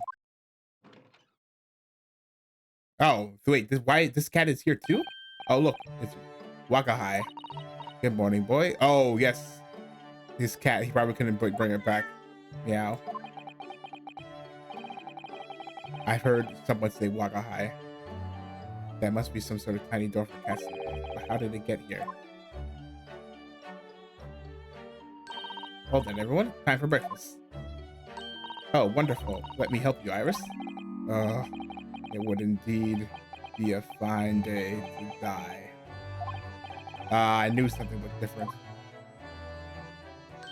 Oh, something's missing from Mr. Sholmes' desk. Wait, where is this? Where is it? Wait, what happened? I wanted you to die. You seem to be very unhappy this morning, Mr. Sholmes. What's happened? It used to be the case that in my hands, this violin sung like a drawn chorus. Its mellifluent tones would make flowers bloom. It would. But now, the muses are unamused with me, and the goddesses of music has thrown me over. Whatever do you mean, Mr. Sholmes? For hours I have bowed, for days through the night I have endeavored to no avail. That sound, my tone, is lost. A brilliant, clear, unwavering tone. Gone forever. No recitals of unbridled. Oh! Wait!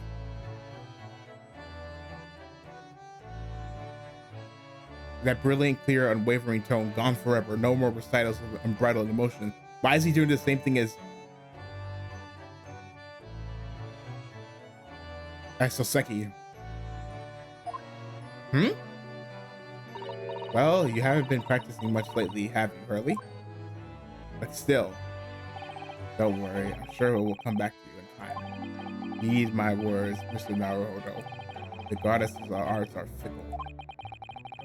One day they bestow genius on a man, the next they unmercifully withdraw it. Oh dear. Ah, why is this happening to me? As I take the turn, as I take that I have for the violent hurry, what is left for pity's sake? What is left? The deducer? Deduction perhaps? Isn't that what you're known for?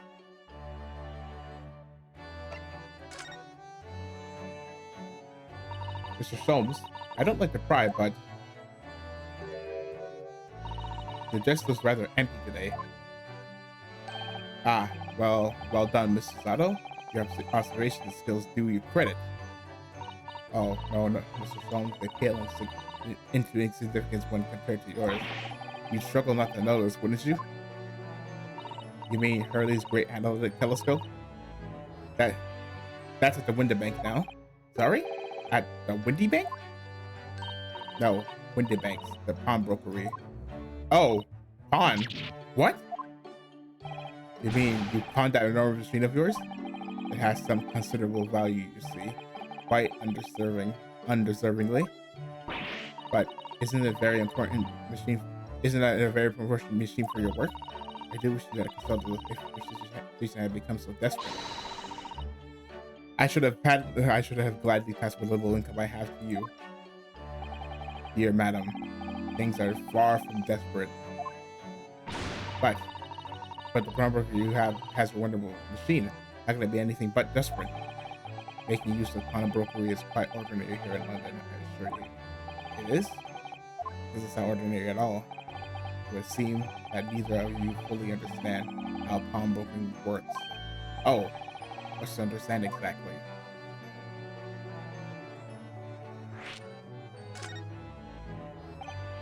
What do you mean when you said you didn't fully understand how pawnbroking works? To the people of London, pawnbrokeries are akin to banks. Banks. On Mondays, merchants relinquish their finest jackets and trappings to the broker of choice.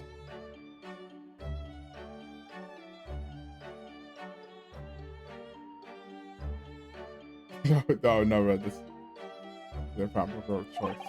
With the money they receive in return, they are able to trade happily through the week. And then on Saturdays, they go to recover the things using the money they've earned. So basically, so they deposit. So basically, it's a deposit, or they'll use it like a deposit. So basically, it's worth a lot. So hopefully, no one will be able to buy it. So basically, you get, oh yeah, here's something. Basically, it's like credit, but it's like a physical item. And then on Sundays, they go to recover the things using the money they've earned. Now, I had no idea. This has been a fascinating lesson for us. Everyone does it. See, especially people in inner London. And should they have money to spare, they would purchase another fine jacket. Now, not to wear, obviously, on should the need arise.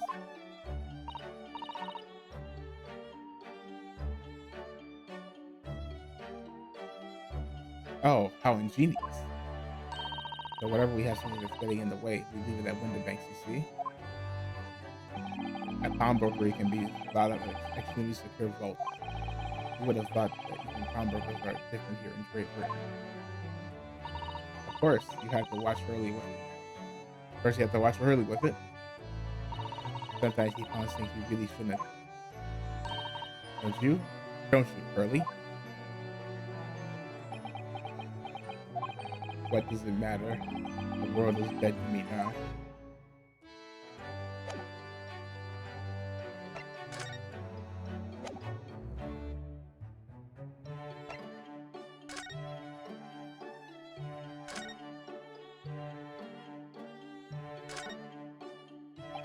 This is not to make Cat seems to have settled into his new home then. Oh yes, and I've become very attached to the little waggy. It would appear his previous hunger is completely forgotten to him.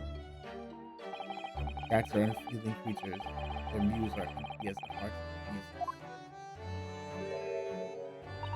If Mr. Nutsby had no interest in taking Waggy back to Japan, I wonder why he kept him in the first place.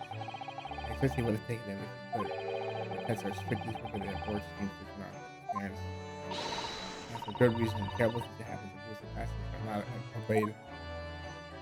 Well, I don't mind because Waggy is so adorable. Yes, he really is.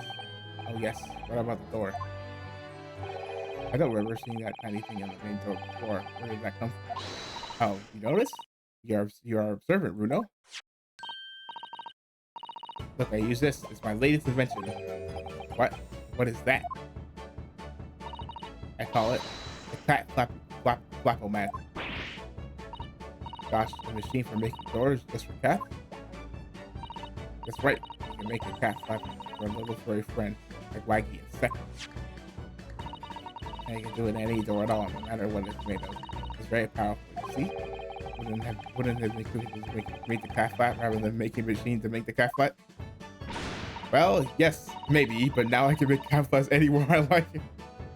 Dude, where's your sense of adventure? Not Apollo. Bruno.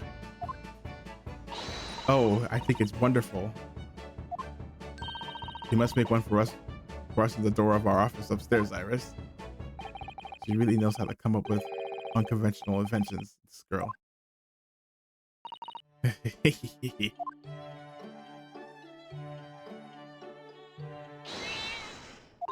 Oh, what was that? Waga. Oh, brother.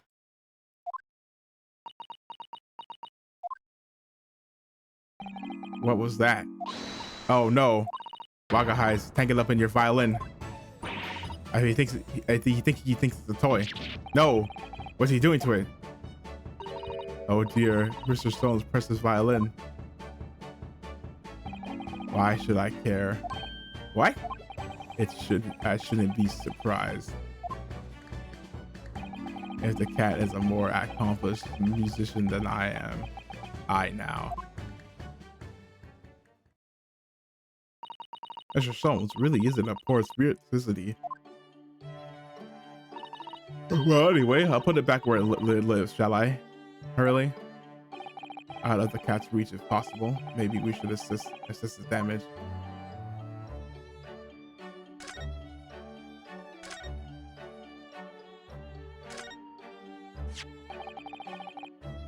The violin, is it? This is the violin, is it? It's absurd. This is Stradivarius, one of the finest violins in the world, made by the renowned Italian luthier Antonio Stradivari. Oh, I see. It doesn't really look like anything special to me.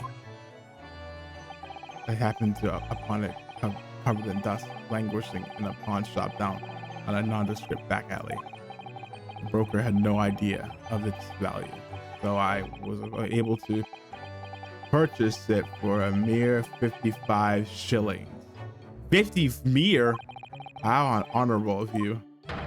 And until today, it has been my faithful companion in every great Pagani-inspired informatics I have made.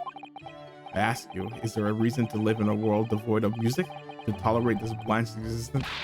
No. There is none. Okay, Mr. Sholmes is crashing out. Mr. Sholmes? What, dear madam, what? My thoughts are preoccupied with fancies of release from this dull routine. Well, it's about the violin. It looks very different to normal, don't you think?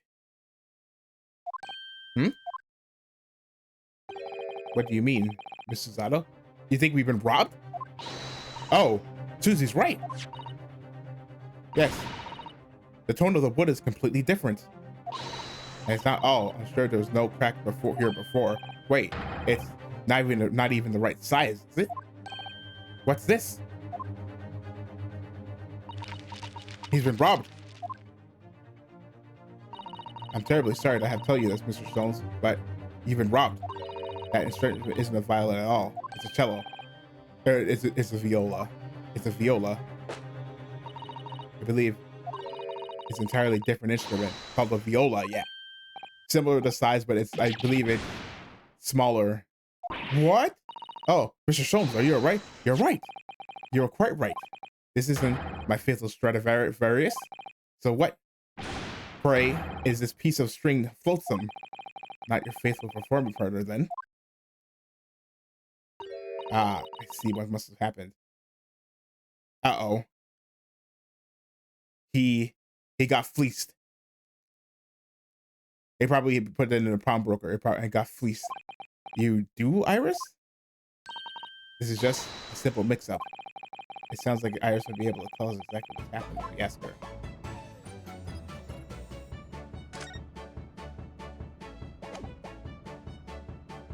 Oh yeah, I have to.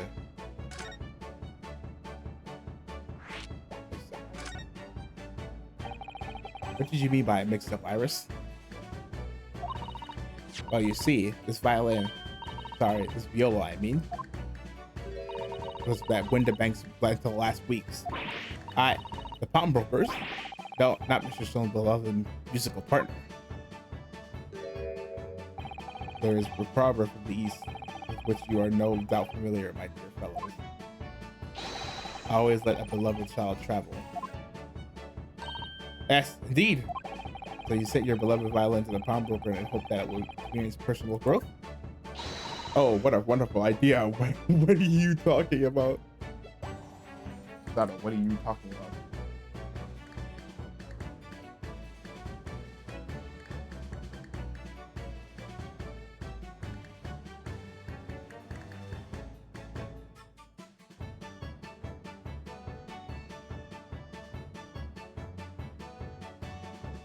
Oh, what a wonderful idea. Last week I pawned my great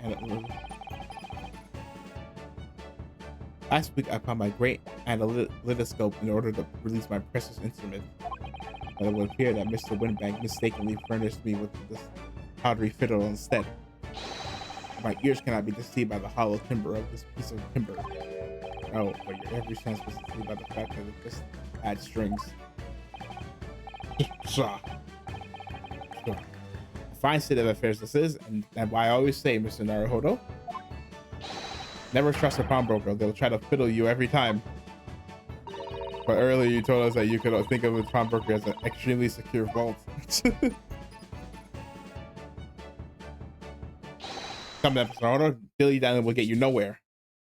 Dilly-dallying will get you nowhere. Let's go get my thing back.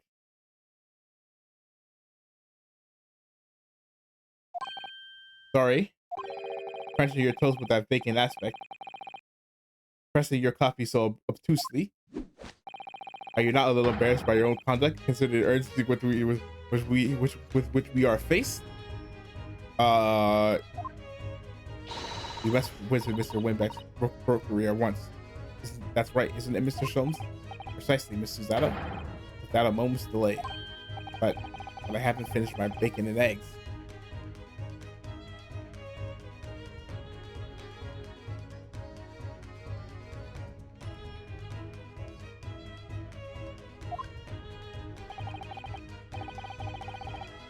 My dear fellows, surely you do not still intend to crunch your bacon with an increasingly vacant aspect, to frisk your eggs ever more obtusely. Alright, say no more. Let's go then. Don't worry, Rudo. I'd be happy to heat it up for you again later. Oh, thank you, Iris. As it happens, I'd rather use you. What a British pawnbrokers looks like.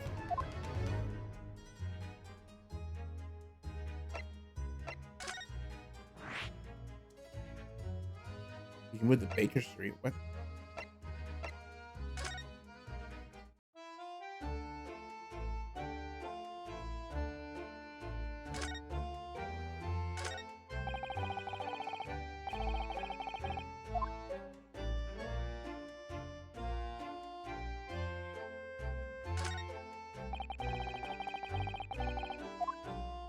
Look at all different things.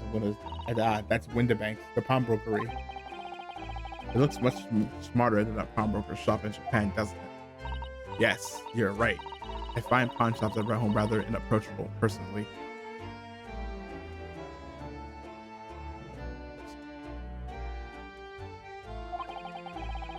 Remind me of tearfully parting with my favorite fountain pen. I felt so miserable.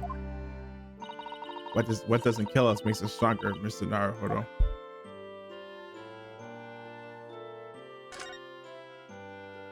Yeah, so it's literally okay. So it's literally like right here.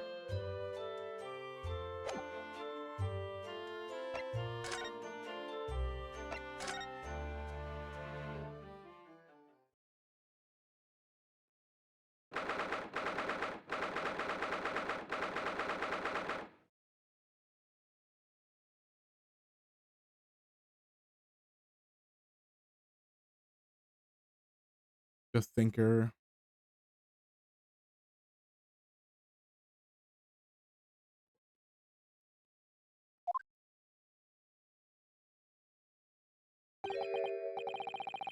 So this is a British pawnbrokery. Oh my, there are all sorts of tools and contraptions in here that I've never laid eyes on before. Ah, Susan, and that spark of wonder in their eyes. You can't wait to scour the shelves, can you? I get the impression you enjoy places like this. Oh yes, I don't know why, but seeing says a lot of things I don't understand. It's a real thrill for me. My dear fellows, let us not forget why we are here. Oh, Mr. Soames, we are calling on a matter of business, not pleasure. Wait, hold on one sec. Wait, hold on.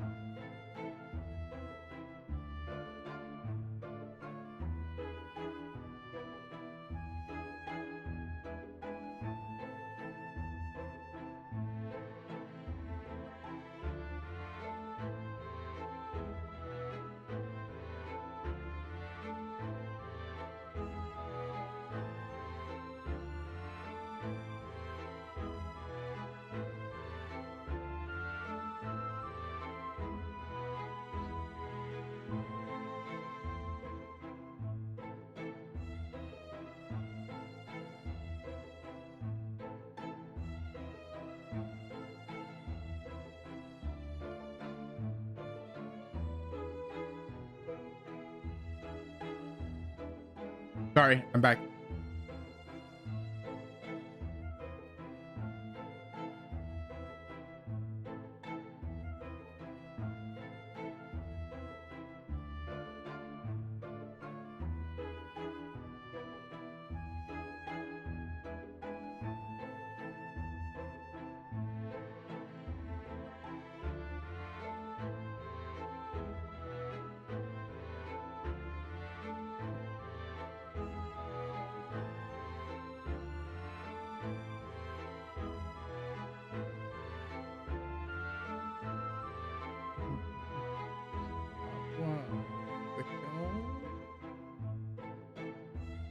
Okay. We're calling on matters of business, not pleasure. And clearly Mr. Stone means business too, judging from the spark of fury in his eyes. Ah, Mr. Sholmes, sir, welcome back. Did you hear that brazen? Did you? Yo, he's like, yo, it's about to be on site. Did you?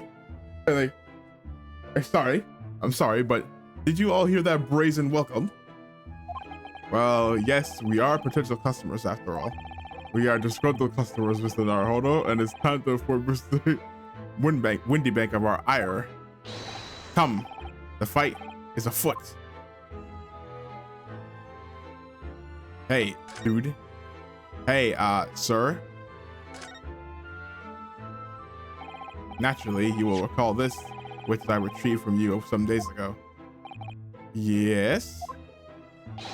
This is a second-rate fiddle. This second-rate fiddle is not my faithful instrument, Mr. Winterbank. The color of the wood is different. It has holes in it. It's not even the same size. A wonderful summary of our observations, Mr. Sholmes. I'm so very sorry, sir. How utterly unforgivable of me. I'm in an inexcusable mistake for a pawnbroker. There's only one way to make amends. Please shoot me. Oh, what? I shall have to take my own life. Whoa, my man, calm down. It's just was like, okay, do it, bro. He's like, doing that. He's like, do it. He's like, all right, I find this an acceptable outcome. Mr. Sholmes, you're not really gonna let him do this, are you? I don't think that will be necessary, do you? If I may just say one thing before I pop off. Yes? It was you, sir, Mr. Sholmes, who took it upon himself to remove the item the other day, I believe. Sorry? As I recall, I entered the storeroom to fetch your violin when I heard, here it is? You did! And when I turned to controvert you, you had taken the viola and left, sir.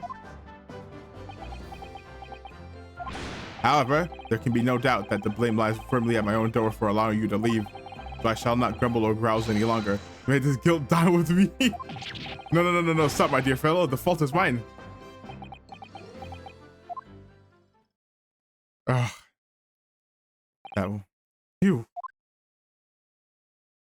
It would appear that the fight is over. I do humbly apologize, Mr. Winterbank. Evidently, my questionable disposition precipitated this tragedy. Well, you wouldn't be Mr. Herlock Sholmes without that questionable disposition now, would you? I do believe you may be right, sir. It's either laugh or cry, I suppose. You are, it must be said, one of my more challenging customers. I need to remind you of the peculiar collection of items you brought to my door in the past. Oh, peculiar items? In the extreme, ma'am. For example, the unpublished manuscript on an eponymous work, the novels of Herlock Sholmes or some such. Oh my, a new full-fledged novel? And unpublished? A story I've yet to read, you mean? Forgive me. Wait, before you die, tell me. Wait, before you don't tell me. You must tell me more, Susanoo. Susanoo, come on. I must know more. Tell me everything. Wow, Susanoo-san is really fired up now. Is it really an unpublished story? under this very roof? Well, one day the gentleman here brought in an old metal chest, you see. I should like to entrust this to your care for a while, Mr. Windibank. For a chest like that, 1 shilling, sir. Not a farthing more.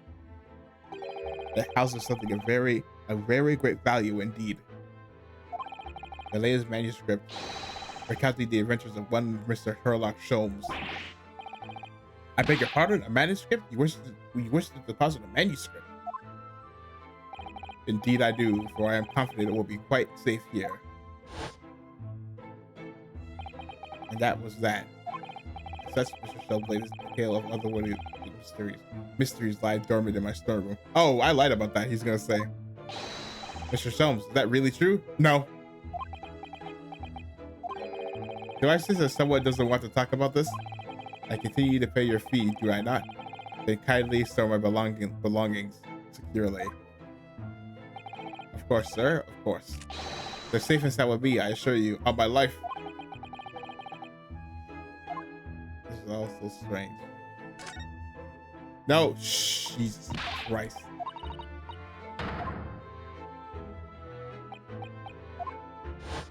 No.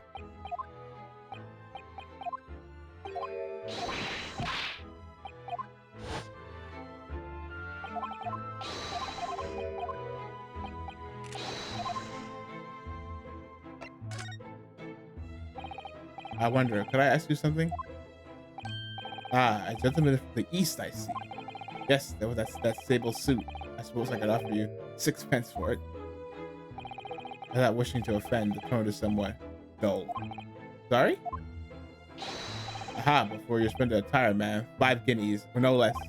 The colors are exquisite, and the design exotic. Eastern artistry at its finest, may I say. Oh my, 5 guineas, you say? How interesting. Why do I feel as though I've suffered some sort of defeat here? Actually, I was hoping to ask you about your business. I've heard it said that pawnbrokers are used rather like banks here in London. Yes, sir, indeed. Many of my customers utilize their establishments as you described. I appraise their items and offer them a proportionate loan and 2 months of secure storage. If in that time they repay the original sum of me plus agreed interest, the items are happily returned. What happens if they don't pay you the money? Then the items are offered for sale in my shop, as you can see on themselves behind me. So you never sell item before the 2 months are past then? That's right, ma'am. That's right. Which means some considerable responsibility rests on my shoulders. The customer pressure belonging me lost. The only recompense is for me to end it all. The very idea, Mr. Windibank, is an absurdity.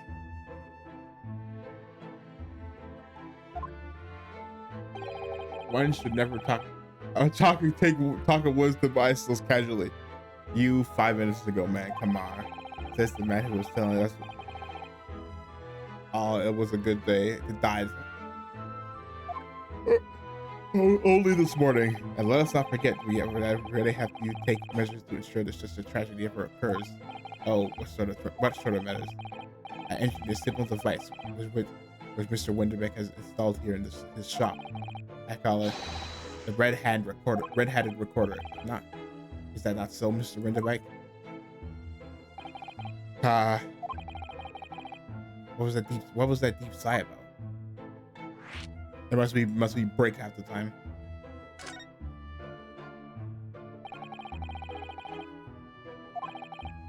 What? Hold on. What on earth is a red-handed recorder? Use your eyes, my dear fellow. There are 2 just below the ceiling.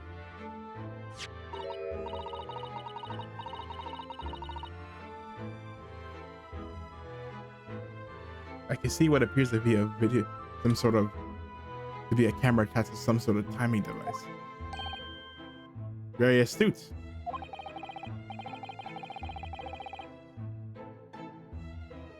It is indeed a camera furnished with some 100 pieces of celluloid film, and every day, 30 minutes precisely, the camera automatically records the appearance of the shop. Here, I have an example I can show you.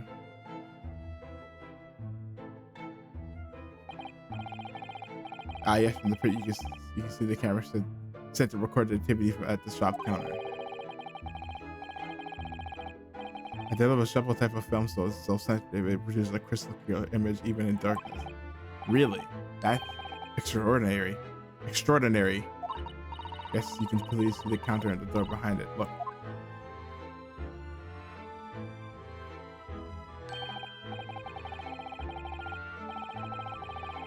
So you see, where someone to enter the premises with ill intent, his identity would be summarily exposed. But did you not say that the photographic pictures were taken at 30-minute intervals? Indeed, as you say, my dear madam. Then what if the incident were to occur between the times? What can I say? That would be a cruel twist of fate. So basically, there's no. So if you know it's on a 30-minute timer, you can bypass, not be up here on it. I must confess, the devices have been giving me some cause for distress of late. I beg your pardon, Mr. Winterbanks? Surely there are nothing but distressing, reassuring. Surely there are anything but distressing. Reassuring is the word.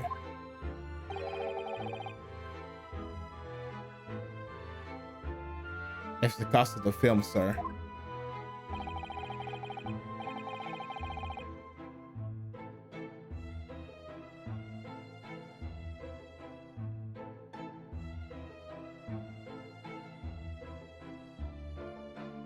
You must graciously place not one but 2 cameras into my shop after all, which means I must pay for nigh 100 utterly useless prints every single day. I'm afraid the cost of the film will break me before I'm very much older.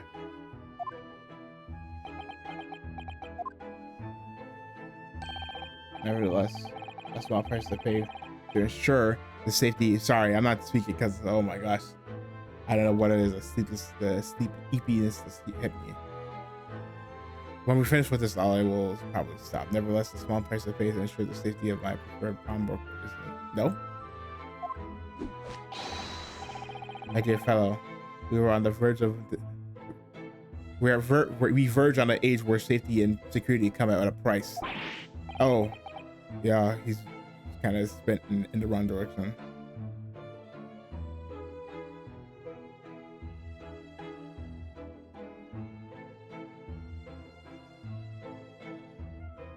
Oh heaven help us. Yeah, I'm literally falling asleep just sitting here on this couch. Now then, Mr. Sholmes, allow me to return your precious violin. Ah, the very thing. Thank you, Mr. Winterbank. Perhaps the right mark at the end of a particular item to be pride of pop. Huh? Because if anything would have happened to one of them, this would be the only answer. I really think you should opt out and stop waving that gun around. Someone could get hurt. Fear not. Sorry? I've only loaded a single bullet, so no one but myself could possibly be harmed.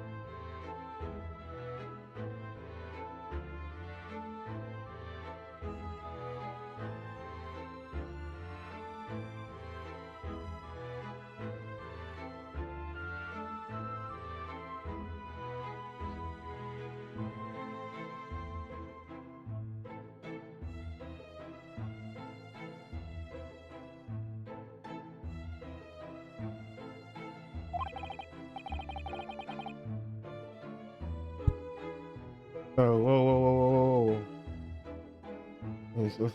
Good guy. Big story. Okay. I am dying, so I am gonna call it here for now. Because yeah, holy, my eyes were closed that whole testimony. That's not really right. I don't even remember what I just read. So that's gonna be it for me, folks. If you like what you saw, or as always, if you like what you saw, consider leaving a like and follow me on YouTube, Twitch, Twitter for the occasional Steam update and bad posts. And yeah, hopefully I'll see you in the next part. Bye bye. Bye bye. Bye bye bye bye bye bye bye bye.